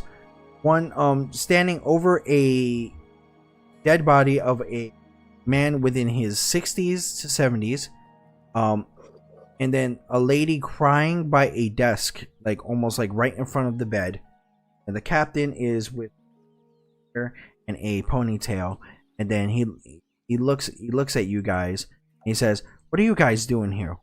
I told the guards to specifically not let anyone in unless I tell them to let someone in." We're here on special business, buddy. And what business would that be? I'm gonna look at the captain. Respectfully, Captain, I understand that you're in the middle of a delicate matter within a delicate investigation. Me and my wife aside of me here, and my friends. Other friends, bitch. Got other friends also. And the sentient friends, we'll call them. We had just come to your town very, very recently today, and the very first gentleman that I had the pleasure of talking to, Mr. Stan from the Nordic Winds, gave me some a little bit of insight on your situation. And being a paladin, me and him had talked, and I had promised him that I would at least come and offer some assistance if you need it for this particular issue, sir. And I'm here to make sure that the issue doesn't exist anymore. Oh, Jesus. He looks around. And he's like, "Well, since you're a paladin, apparently you are working for the holiest reasons. So that is of a high authority. So I guess I can go ahead and share with you guys together." So Ebony and Ruby leave out of the sheaths and look around the actual rooms. In the process of that, he's like, "Ah, I see you found the sentient blades of history, huh?" And then, yeah, my friend seems to have an uncanny knack for finding sentient objects. I am curious, though. this house can be For better made. The delicate situation going on. Are there any physical traits that would underline the curse that the gentleman of the house may or may not have had? Well, apparently this happened during the time where, nobody knew about what was going on. So we had info, and we got our info from local town folk that a vampire hunter had came in and decided to take down Brayden in general, because he had proof that Brayden was actually a vampire. He shared with us the proof, especially which Brayden was only walking during the nighttime and he was asleep during the daytime, and also had an interest where it was just like he used apparently some investigative powers of his to go ahead and tell that Brayden was actually a vampire. And apparently from the actual vampire hunter themselves, he stated that, with that type of aspect, he also had proof that he was a vampire, because apparently Brayden had a victim prior to being executed from the vampire hunter. So this was in the coast a while, almost, I would say 10 years ago, that there was a man named Gellenborn who was actually murdered by Brayden and turned into a vampire as well. Now, Gellenborn originally was slain by Raynil Draelis, and then in the process, Raynil found, proof of the idea that that they were both vampires. We have been trying to look for Reno ever since to see if we can get that evidence, and we have not found him. Okay, so this, respectfully, Captain, I understand the current predicament that you find yourself investigating is definitely somewhat unique for town watches. My thing is, Stan wanted, I guess, just some reassurance that his friends wasn't actually being set up in any way, shape, or form, because obviously something like this could cause panic within the town. Do we happen to know at all if the now deceased made any travels in the last, we'll say, maybe 2 to 4 weeks outside of town? No, he has not made any travels because he doesn't make any travels at all. In any type of way, when it comes to traveling, Braylon never ever traveled outside of Bruma because he only loved the Bruma area. He was never traveling until he moved, until he recently moved from said situation of Gellenborn being a vampire. But there is one thing I can tell you. So before I tell you this, I'm going to give you guys full authority to go ahead and try to find out more of this investigation from the Bruma Guard. So anything that happens in regards to this investigation, you will not be imprisoned. You will be listed as Bruma Guards until this investigation is over. Is that okay? Yeah, Sure, that's cool. completely fine.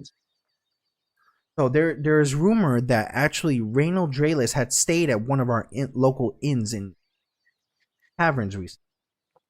It was the Olaf Tap and Tack, right by one of the entrances, and it is near one of the entrances. So it's this one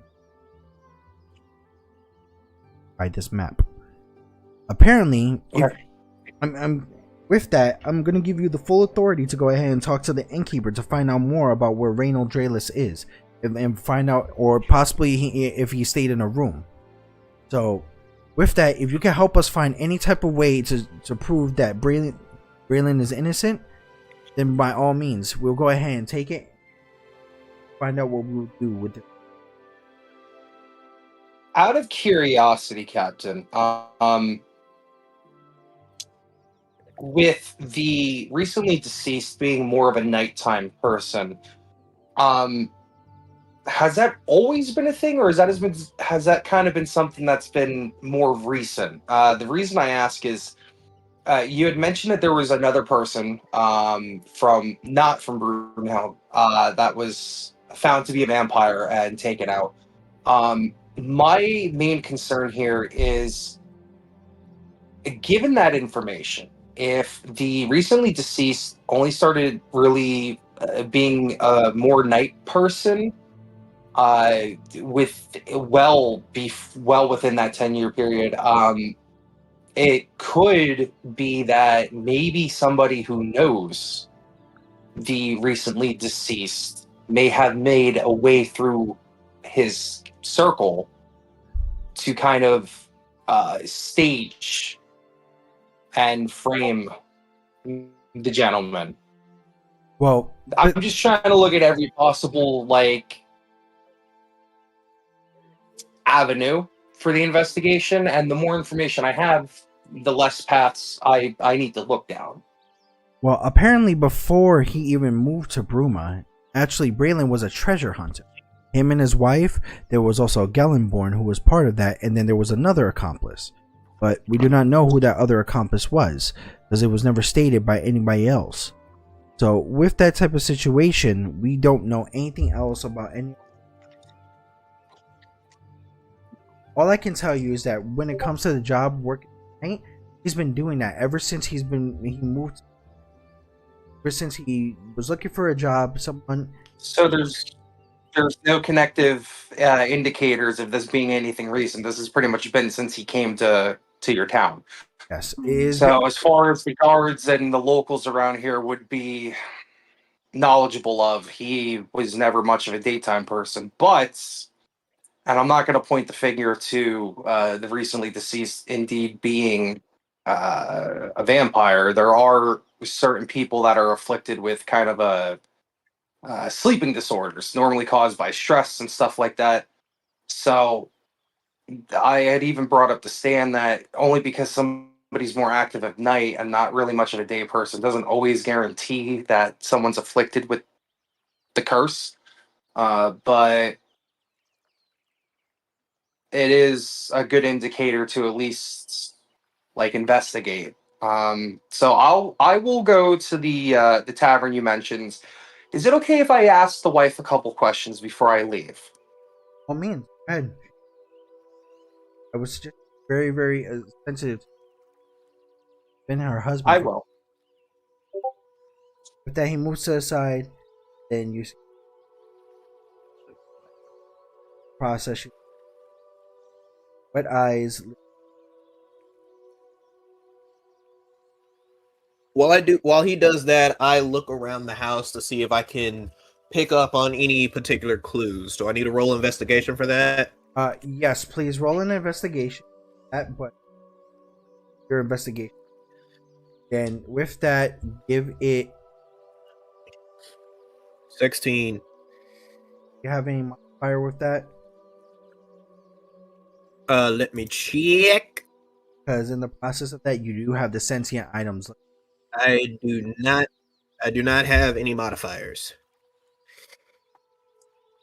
Process of that, you whole room, bed with standing dead, which is actual what wooden knife put in.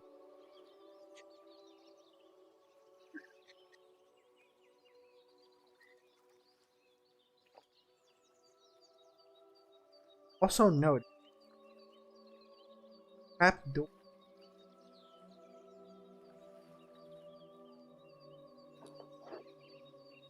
I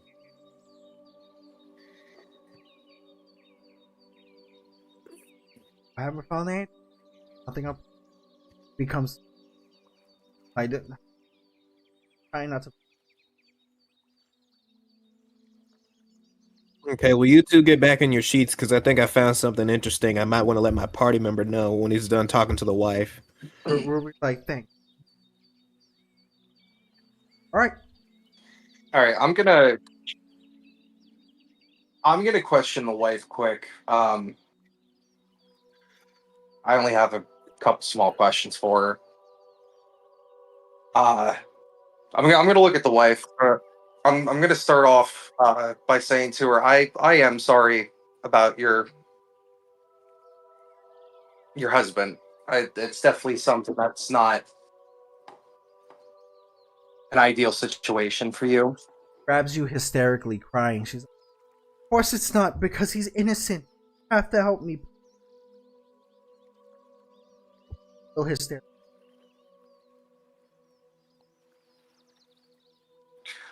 I'm gonna do everything I can to figure out what's going on, ma'am. I have a couple questions to ask you about your husband. You being his wife, you would typically know him much better than anybody else would. Um, your husband is known to have more of nighttime tendencies.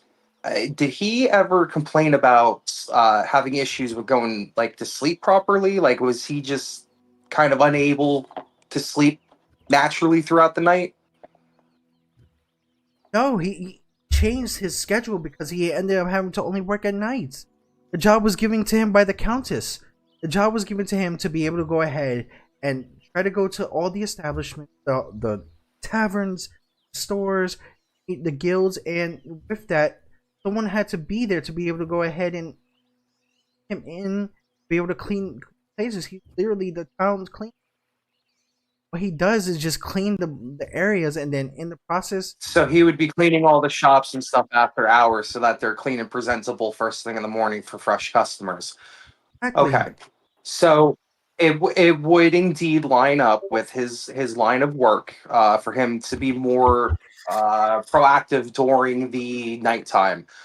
Um, by chance, did you and your husband ever, maybe go out like after dawn, after the sun would come up at all? Like even if it was something as simple as going to get a loaf of bread for dinner later on that day. Yes, we went to.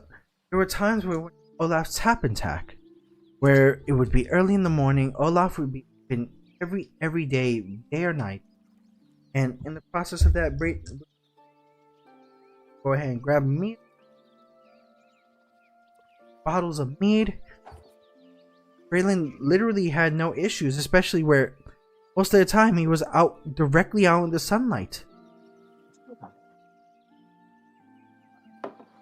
I'm gonna look at the captain for this one. Given the fact that the husband was out during the daytime, the only way anybody that is afflicted with like any type of nighttime curse could manage that with being accused to be a vampire of all things would be if it was a daywalker, or if there was maybe a magic item that had allowed vampires to roam throughout the day. Those items are extremely rare. I've traveled a lot of places and I haven't even come across one myself, which honestly puts the percentage of the husband as a vampire very, very low. Like, we're looking at single to maybe in the beginning 10% range.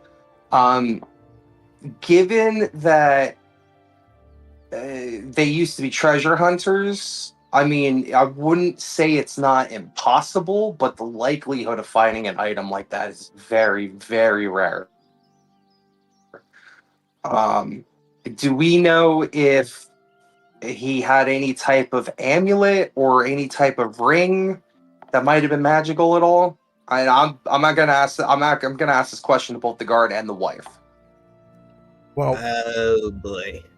well. Here's the thing, and this is the guard. This is the captain speaking. The reason why we go ahead and claim that he is a vampire is because we also found the victim within his basement. There was a victim of an actual beggar in his basement. Then in the process of that was by some like had put puncture wounds on his neck. It was stuck in his basement that is right there in that trapdoor.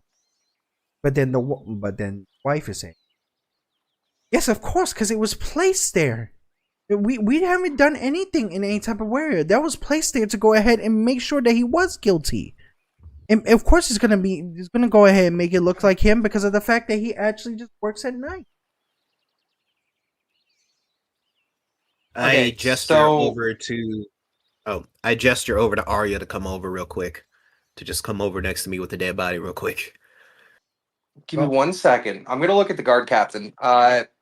Captain, do you happen to have how long exactly have the couple lived in Brunhelm? Roughly a time frame. Bruma.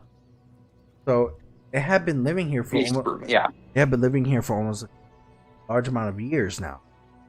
They like almost years now. Okay, so in that time, Captain, have you had an exponential amount of missing people that were last spotted within your town that have mysteriously disappeared?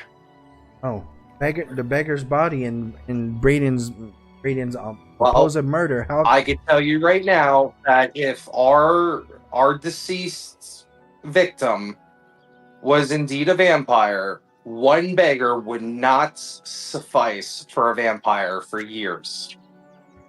Only happened a lot since the main. But There's absolutely no way one beggar would have, even if it was like, even let's say it was 5 years. Okay, most of the time,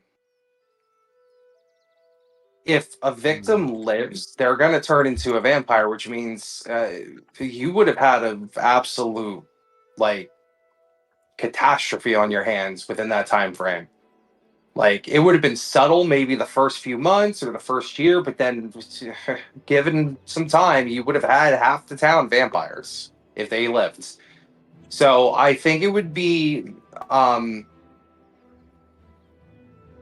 I think it would be wise to send one of your guards to your church or cathedral, and see if you can get a cleric or somebody who is really good with wounds and medicine to come and examine the beggar. I would definitely have them examine the beggar, and see how roughly the time frame of the, we'll say, killing wounds that would have been inflicted on the person, because there's a very good chance that we may actually have a frame job going on. He looks at you.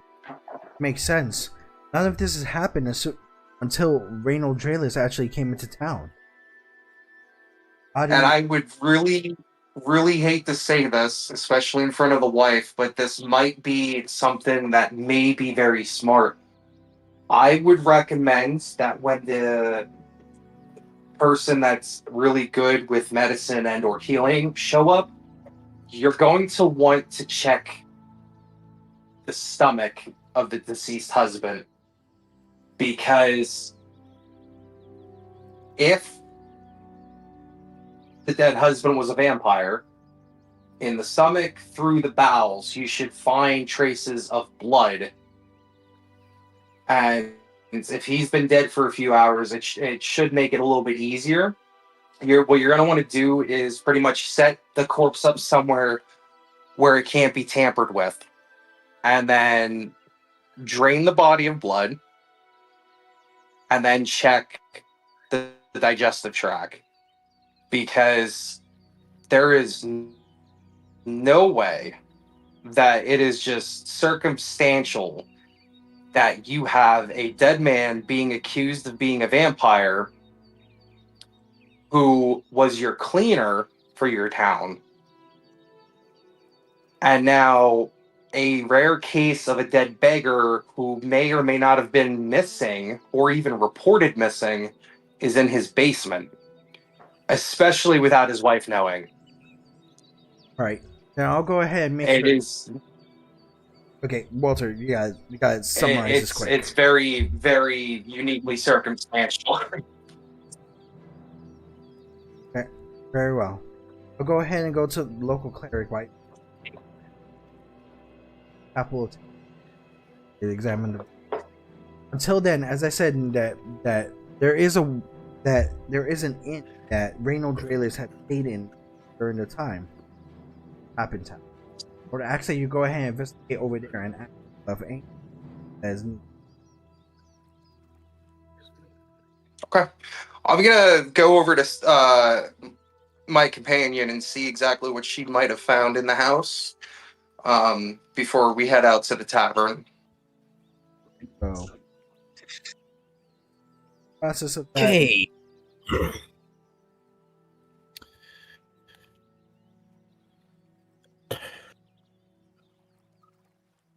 Okay, buddy. So, if you are paying attention to how this guy was killed, you would seem to notice that there is a wooden dagger inside in him. Now, I understand that wooden daggers are like the cheapest type of dagger, but could it specifically being a wooden dagger possibly lead to the fact that that might have been the only way that the person could have killed him? You know, wood, vampires, that whole shtick. I mean, ideally, there's a couple ways you could kill off a vampire. If it's not a Daywalker brand, um, from what I studied growing up, you could use a wooden stake or something like a dagger would indeed work.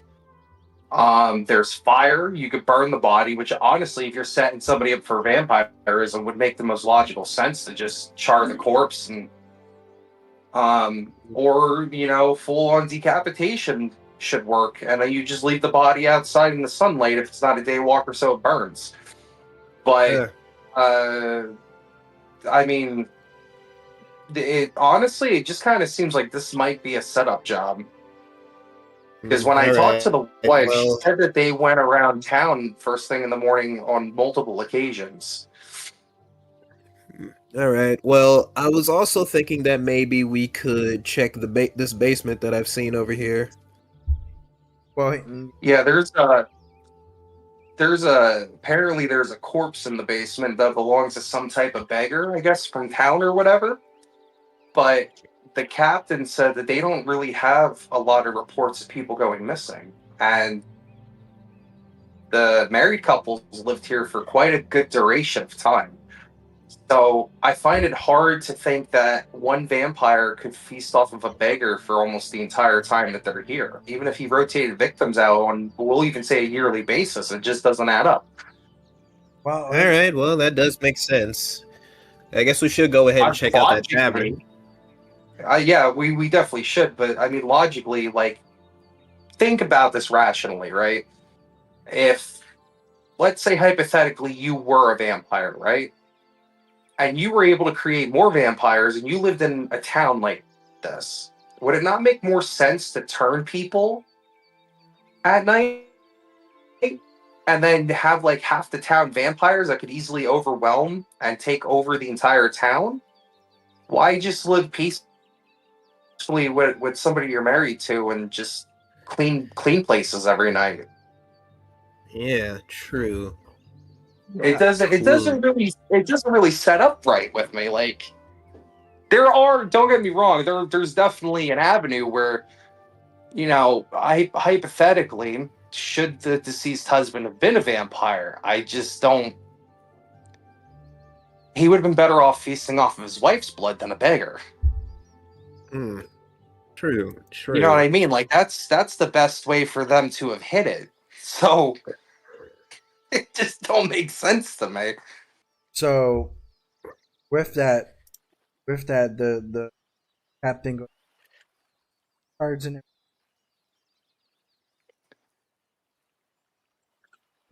that your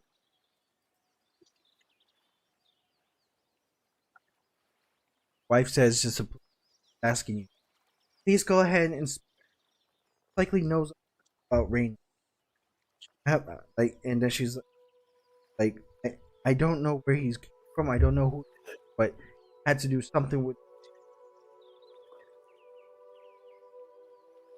Alrighty then. We'll go talk to Olaf at the tavern immediately. Don't worry. You just try to keep yourself as stable as you can, given the circumstance that you're going through. We'll handle this.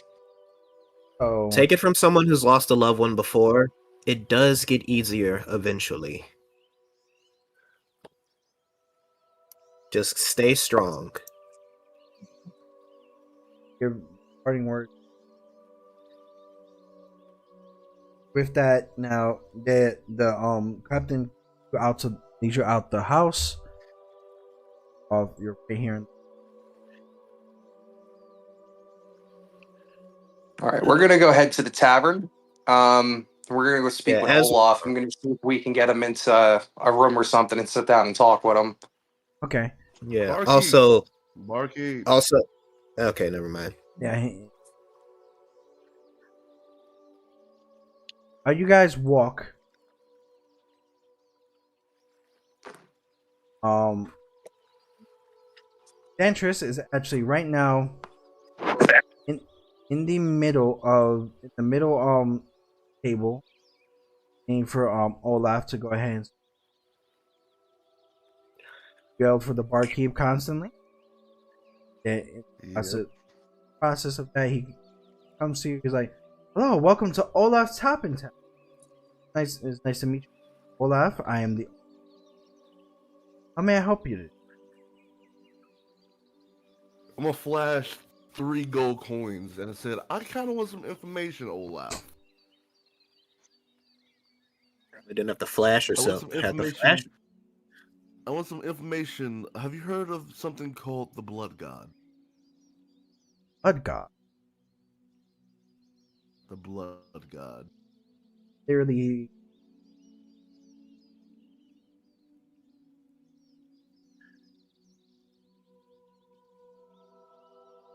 Not. he tells you, we don't talk about anything about the Blood God. Let's just say that. I want you to keep that quiet. Don't want. Well, nobody else is. We don't talk about blood, God. No, no, no.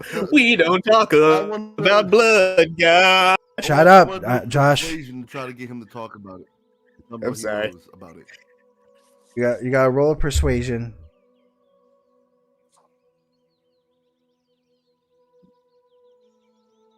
I got 10 plus my plus 3 plus my what was it? The cloak, so plus 1. So 14. With that, looks at you, is like, look, man, this is a very, very, very serious conversation. Money in my tavern. I'll go ahead. I'll make sure that you're set. I'll give you a count for stuff like that. But otherwise, I don't want to hear nothing about the Blood God. I have to.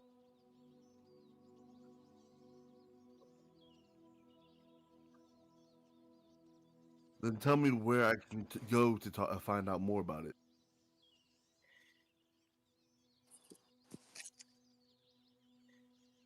Right.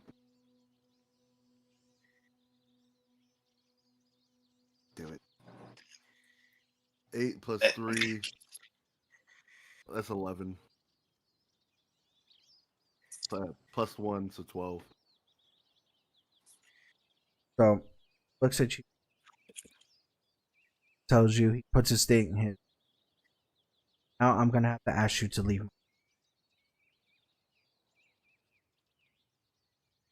Oh, come on, man. There's always somebody always has a price. Just name yours, and I got you. Yes, come on, tell me where I can find more information. And with that, Ivory comes out of her hilts. Then, like seriously, we just need some type of info right now. We want to go ahead and make sure that we find out about the Blood God, because the Blood God is very interesting, because the Blood God is a very topic, because everybody's talking about the Blood God. I want to know about the Blood God, and he wants to know about the Blood God. Everybody knows to know about the Blood God. Grab Ivory by the hand, grab Ivory by the handle, and shove her into the hilt. Listen, mate. No. You just tell me where I can go. You just tell me where I can go to find a different location to ask questions, and I'll get her out of here. He says, I have no information about nothing. Please leave my tavern. Oh, God. In the midst of being kicked out of the tavern, you see both Arya and Solaris. What the fuck happened to you? Other than you possibly getting absolutely wasted. He didn't get started. He probably just tried trying fucking to the ask barkeep's sister or something. We're just trying to ask a question, mate, and the bloody guy didn't want to answer. Yeah, like he didn't want to tell us about the Blood God, and we just want to know about the Blood God, and everybody wants to know about the Blood God. Like seriously, I want to know about the Blood God because I saw a TikTok of the Blood God, and everybody doesn't want to tell us something about the Blood God. Okay, Jesus Christ. I'm That's how Ebony was annoying. gonna look at my female companion here and be like, you know what? This kind of sums it up. This is honestly, I'm just gonna pinch the bridge of my nose. You know what? I've been waiting to watch him get kicked out of a tavern, and damn, picked a damn good time to have it. Kick up the tavern, Lulu and Eve just look really annoyed with each other. Right now, they're just sitting back, just like watching everything, like, unfold. Eve goes to Lulu. He's like, Eve, You're a goddess. You know anything about the blood god? Oh, you mean my brother? Yeah. Could have asked me a long time ago. Yeah. Where can I go to talk to him? I would love to meet him. You really Why don't. the fuck do you want to meet the blood god? I have plans that I cannot divulge yet, my companions. This fucking guy's gonna wind up getting strung up by his entrails. Oh my god! All right, I'm gonna completely ignore all of this, and I'm gonna walk in, whether Lulu's gonna follow me or not. I really don't care. I got shit to do. Lulu, hold your I'm hand going and to. I'm walk. I'm standing going on to business follow with this him one. as well. All right, but since it's the I'm taking Eve to the alleyway or to like a back road, and I am explaining my plans to Eve, and only Eve. All right. You go ahead. Take Eve to.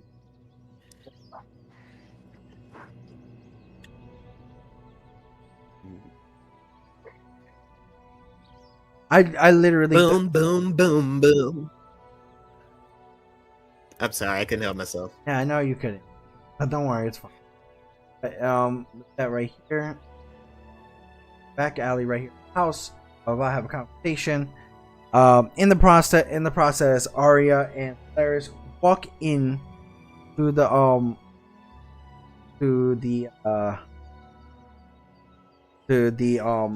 establishment, the inn, and you see Olaf is saying, "Welcome to Olaf's Tap and Tack. How you doing? Please take a seat, and I'll go ahead and get you ready in a minute." I'm gonna look at my party member here, and Yeah. I'm gonna say with a really low voice, I'm gonna be like, "Listen, obviously our companion did something stupid. So as far as anyone needs to know, we don't know him. Mhm. I'm gonna see if Mr. Olaf could spare a couple minutes in a private room to keep everything under wraps. Okay. You want me to send Ebony in there with you for backup? I want to be with that You bitch. are more than welcome to. You're more than welcome to come sit with me. And Lulu, that's completely fine. You are helping me. I just wanted to let you know I don't want to do this in the middle of the tavern. Understandable. So Ruby, I ask Ebony and Ruby to leave their sheets and simply float around on the ceiling just in case something bad happens. No backup situation. all right, fine. We'll go ahead and do this, though. All right, Ruby, come with me. We're gonna sing some karaoke. Come here. Sing some karaoke. I love that. All right, so we're gonna approach the bar counter In the process, as you a hear group. a nice song in the process. This is all for the people in Bruma. Hey there, you hey there. Fucking chowder, really? Oh yeah.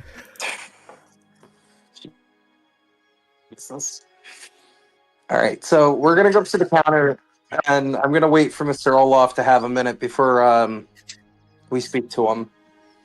So do we want to go? So well, that's happening. After I finish telling, so we said while that's happening. So you still have to have the conversation with. So Eve, my master plan is because the minute I knew we were coming to Bruma, I knew I had to make contact with the blood god once again. My main goal is to reach immortality by becoming part vampire. Okay.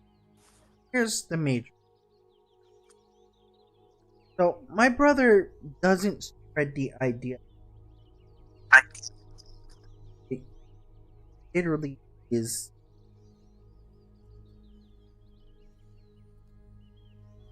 of the human race becoming only spreads vampirism when he needs someone to do something for him, not just because it's just plain out of thin air. What did you do exactly? First off, I'm not Miss I hate all humanity. well. I don't hate humanity. I have siblings that actually love humanity and protect the human, and then we have other siblings that advise you, man. See, I am the goddess of love and affection. Battle. Where Lulu is the goddess of Brother, the blood god. Then you got, the god of fashion. Kind of a fashionista. And Kind of lacking. Everybody's wearing the same cloak over here. there are some other things he has set for the future.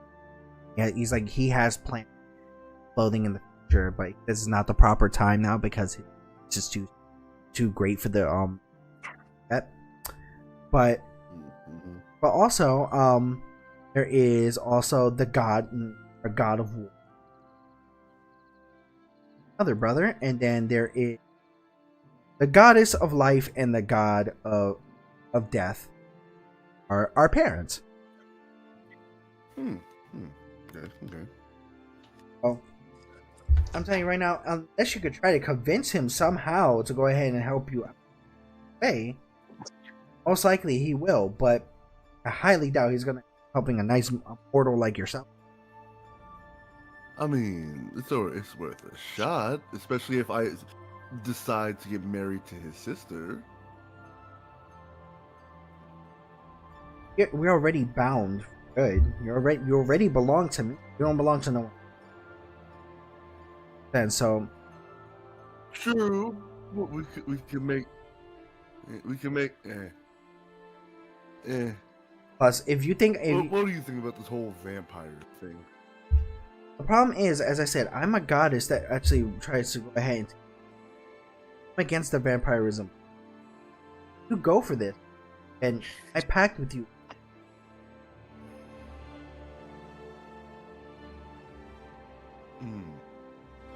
Interesting. We're willing to get rid of it. I'll True. think about it. For vampirism, then you know what? You think about it. She turns her back on you. Come on, let's go. Fine, let's sneak back into the tavern. Okay.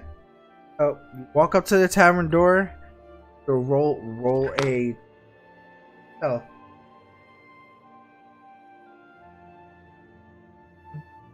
Uh, 10 plus my 3 plus my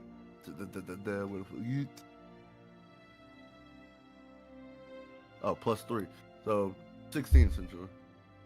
So you were able to sneak. Oh wait. Look, because also the necklace, so 19. Were able to sneak back in, and Olaf did not notice you. You were in the corner, tape, sitting in. And then you hear all of a sudden when you come through the tavern, hey there, hey there, hey there. God. And We got our own fucking alarm system now. So this is what you guys have been dealing with, huh? Terrible. then Ivory just goes ahead and whispers to you. He's like, yeah, now obviously Ebony was not singing. She needs some promotion. And you are?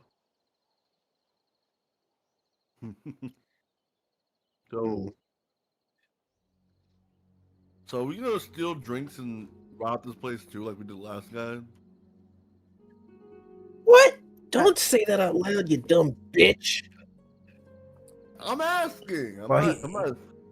Healing, but you're sitting right in front of the fucking tavern guy. So He's Not in the really. back room. I'm over here in the corner. he's not in the back room, behind the counter, and they're sitting right in front of the counter. Oh well. I want to slap the shit out of you. Oh wait, no one knows that we're with him. Ha! He said that by himself. I did say it by myself. I'm just in the corner by myself, just talking to myself. Anyways, All right, so they're talking. So Olaf turns around. He says, "So what can I get you to? Anything you want to drink? Some food? Ready to help you." You need a place to stay? We got. Well, Mr. Olaf, sir, we need a couple moments of your time. We're helping the guards with a pending investigation. And I was wondering if you might have maybe a wife or somebody that normally helps you out to take over for maybe about 5 or 10 minutes so that we could speak discreetly. Well, thing is, I have been single all my life since my wife. I have been single for a while since my wife died almost. But sadly, no. I'm the only one in the establishment. Anything you need, you could just go ahead and ask. I can't tell you. I will go ahead.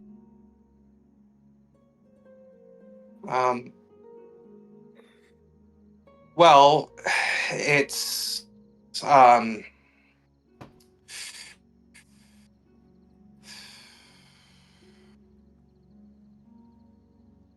I'm just going to be blunt with it. It is a matter that could or could not upset many town folk, uh, which is why I wanted to see about talking discreetly. Perhaps when you close up shop tonight, you could spare a couple minutes while cleaning up, and we could discuss it then. I personally don't want to ask you questions where somebody may be listening in, and it could cause either an unsettling precedent in your fine town. So, if you have a couple minutes after you close up tonight, I'd appreciate me, my companions here would appreciate a couple moments of your time. Well, the thing is, my inn in my tavern is open 24/7. But with this, shit. but with this, so he takes you and Solaris to a hallway, which is where all the rooms for. Tells the people of the inn, he's like, "I'll return really quick. Just gotta go grab some stuff from upstairs, and he's find people who are gonna help me." With that, walks past, ends up seeing Dantris right there at the table. He goes ahead and looks at you guys. A friend of yours? Nope. I'm not gonna start this off with a lie. He is one of our companions, but he is one of the more,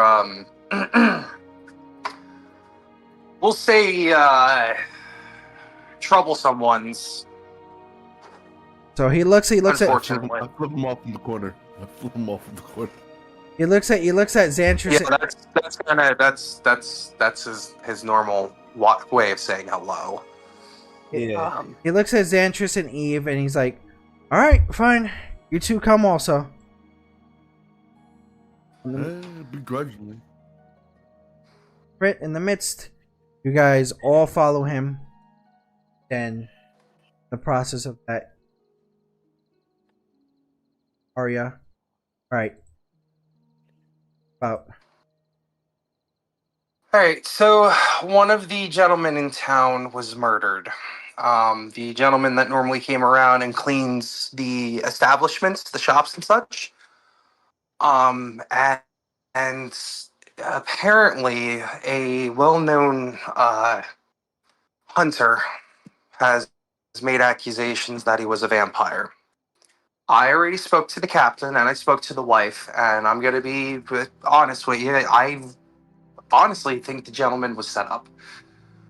There's not a whole lot going on currently in the investigation that underlines any possibility that he may or may not have been a vampire.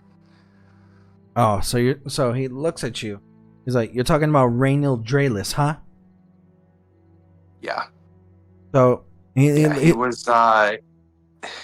It was not a pretty sight. So with this aspect, Olaf looks at you out the hallway, like, "How do I know I can trust you if I tell you anything?" Well, I'm going to be honest with you. If you want, sir, you are more than welcome to talk to the captain of the guard. He gave me and my female or I'm sorry, my other female party member, the authority to work in the same capacity as one of your town's guards to help with the investigation. If he wants, I could either see if he could spare a couple minutes to come and alleviate any type of uncertainty, or I can go see if he can write up a letter of authenticity for you, sir.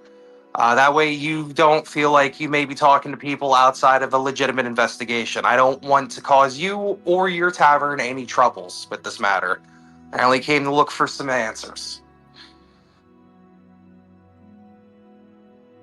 Process of that looks at your arms. Red sash with the process of that he tosses Arya a key. It's at the door on the right.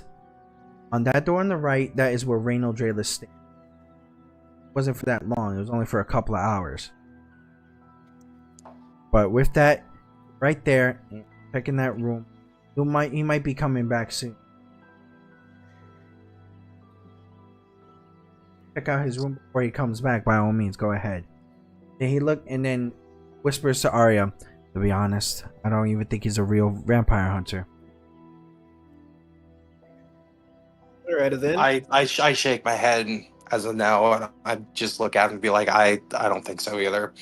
Honestly, there's a lot of things that aren't adding up in this investigation, and I've already given the captain enough to do a proper investigation on his ends. But him and the wife of the gentleman that cleaned your town both insist that I come talk to you.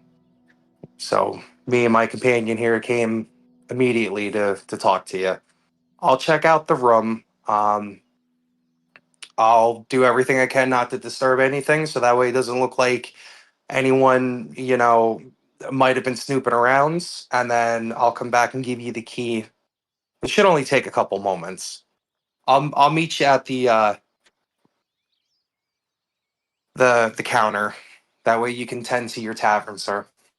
He nods his head and then he right into the tavern area. Giving the key, there is a left door and there's a right door. The key that he's giving to you was from Reynald Drayless' door. Right. You guys want to go into the room? Yeah.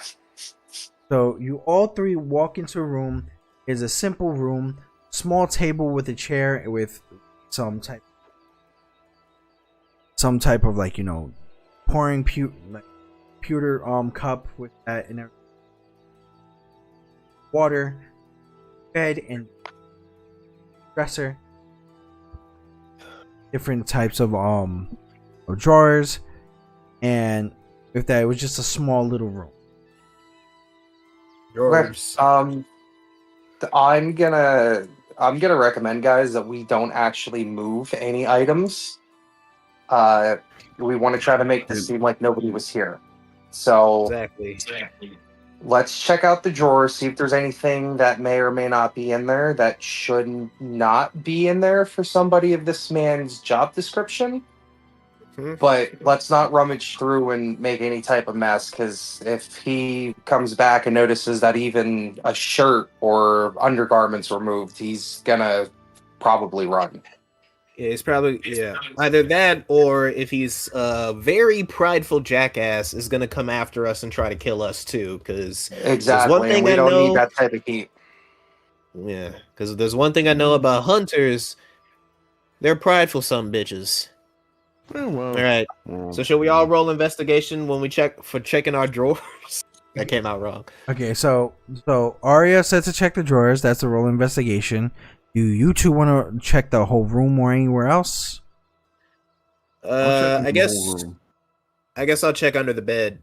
It seems like a place people would hide shit. So Arya, I'm gonna roll 3 separate investigation rolls, one for each of the drawers, and I'm gonna work top to bottom. Okay. Let's see here. Let me pull up First my drawer skills quick for you. Holy shit! Yep. I rolled a natural 20 when I look under this bed. I better find something. Oh, shit. Holy shit! All There's a frozen prostitute under here. I'm gonna check the closet. All right. I'm going to check the closet. So there's no my closet. first. Oh, It's what the else very- is there to check? Very small. My first roll is going to be a 12 for the first drawer. Open up the first drawer. There is nothing in it. Damn. Okay, that's not, too uncommon. I'm gonna close the first drawer, and then I'm going to open up the second drawer. And for that investigation roll, we have a 10. Look in there. Just a fork. That's kind of suspicious. Why is it just? I'm literally just it's gonna say big out as- loud, but in kind of like a soft voice, so like it doesn't really echo out. I'm gonna be like, "Who the fuck just leaves a fork in a fucking drawer? Like, what? What the fuck, guys?" Why is there a fork in the fucking drawer? All right, I'm gonna close the second drawer, and then I roll a. Oh shit! I roll a 15 for the third for the bottom drawer. Third drawer, all you see is 2 bottles of meat. All right, well you know what? Can I roll another investigation to kind of tell if these meat bottles have been opened in any capacity? Or is there any given indicator that they have not been opened and potentially tampered with? No, they're brand new meat bottles. They have Okay, a so low they're vapor. completely untouched. All right. I'm gonna close the drawer up, make sure that the dresser looks as normal as it's supposed to. And then Can let's I move roll over. to tap to check the walls and see if there's any hidden spaces. So first, secondly, it was gonna be Solaris who rolled. Or Solaris rolled. I was about to say we got a nat 20 under the bed, so Yeah, let's see what's under this boy's bed. So with that, under the bed of the inn, there is a journal. Actual journal, right there. It is like one of those just regular button open and close journals. And it looks like it belongs to someone. Hmm. Mm. Mm-mm. Mm. Mm-mm. Mm-mm. Nope. Open it. What's in this shit? Nope. Open it. And then Ivory slides out of the hilt a little bit and goes like,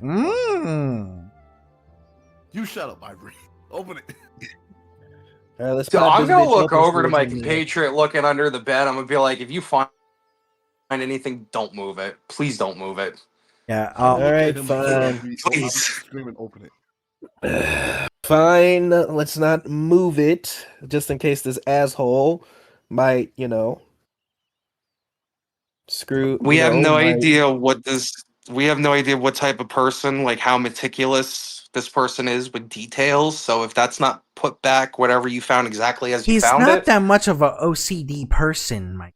Like just Yeah. like Plus, it's Well, a we book wouldn't- under a we- bed. Hold on, we would not know what this person's character's like. So we would have to make sure that we are adamantly as capable as we can without having any clue indicators that someone's been rummaging through the rug. all right. So when you guys leave the book there, you said you want to roll for an investigation around the room. Yes. Okay. From rolling investigation. 17 plus my what is investigation? Plus 4. 20. 21. So with that, you see a little bit under the bed and around everything in the thing. The only thing you saw was the journal. I'm taking the journal and I'm opening it. Okay, roll for grab the journal. You open the journal. Brought in the journal. When you read it, it belonged to someone named Gellenborn. Damn. So in said journal, it talks about a time where him and Braylon actually went ahead and were treasure hunters. In the midst of that, with being treasure hunters, they encountered a brand new member of their team. Where they were splitting treasure 3 ways with the individual. Third member, Raynil Drake. In the midst of that, the last The last entry talks about how Braylon just wanted to go ahead and stop the life of being a treasure hunter. Ended up moving into Bruma because he fell in love with his wife, and then Gellenborn decided to leave to another area as well, where him and Reno actually they're doing, and this was dated almost 2 days before Gellenborn's death. Holy shit.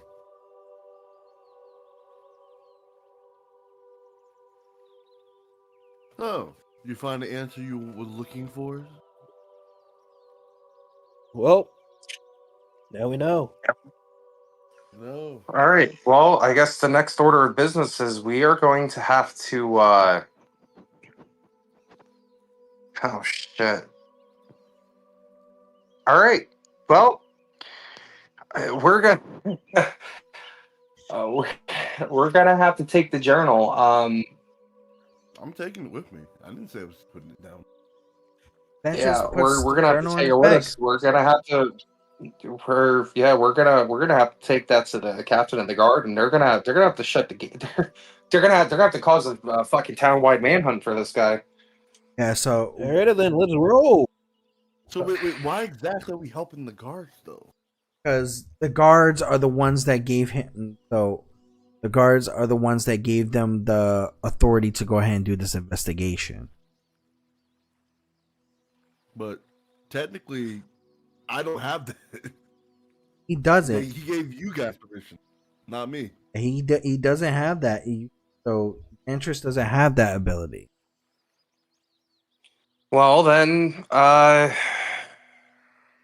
Interest doesn't have that right. So it's probably best one of us take the journal then, and we'll have our roguish like wizard and Eve stay at the tavern I'll stay in at the case. tavern because because technically just I have don't nothing cause to do with the any. investigation. Just please don't cause any trouble. No And promises. I know, but let's just hear me out on this, buddy. Okay, if we are working with the town guard, okay. Yes, you are.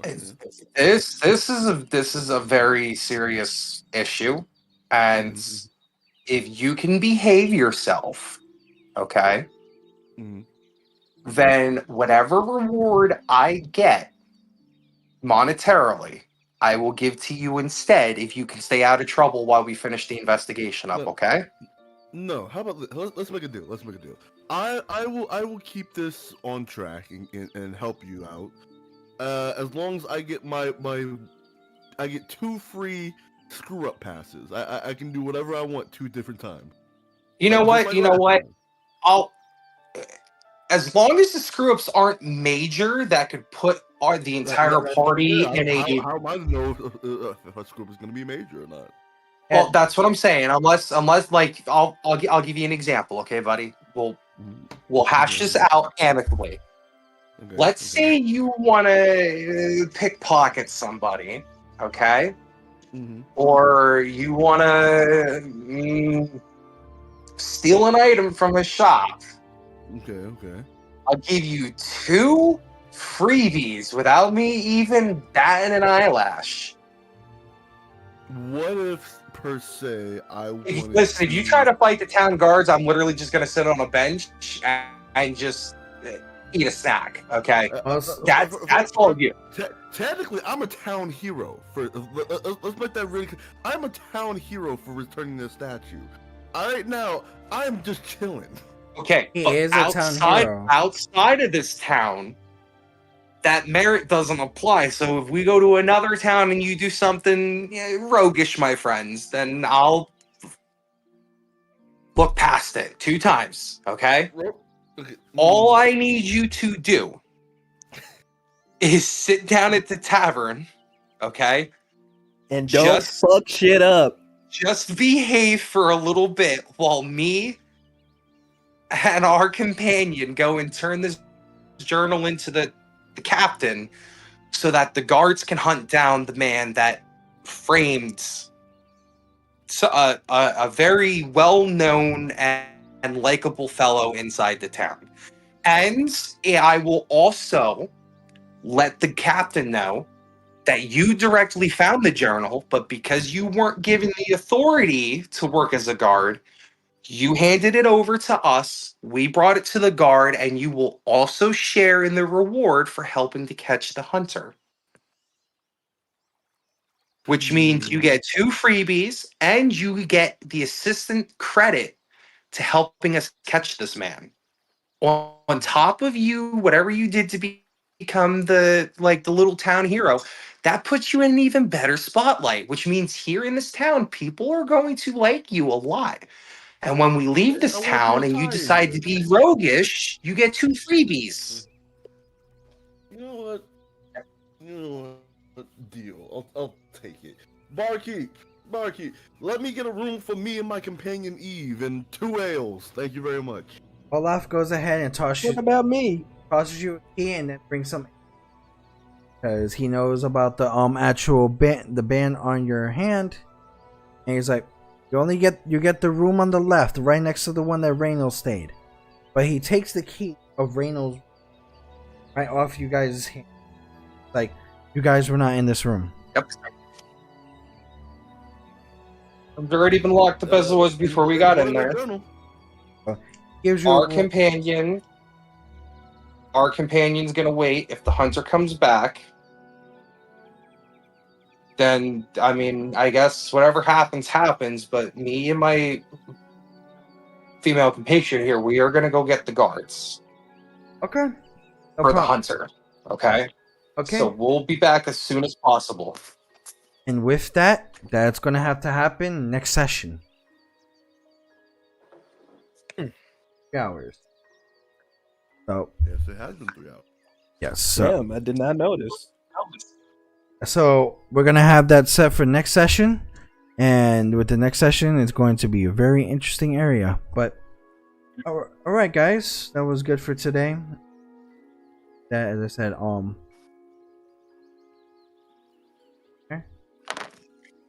With that, guys,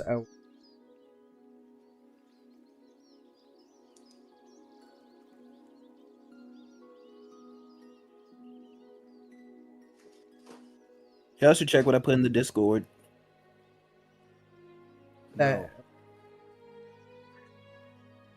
process. fucking dare you. In the process of that, we'll wait until next time, and then for the session.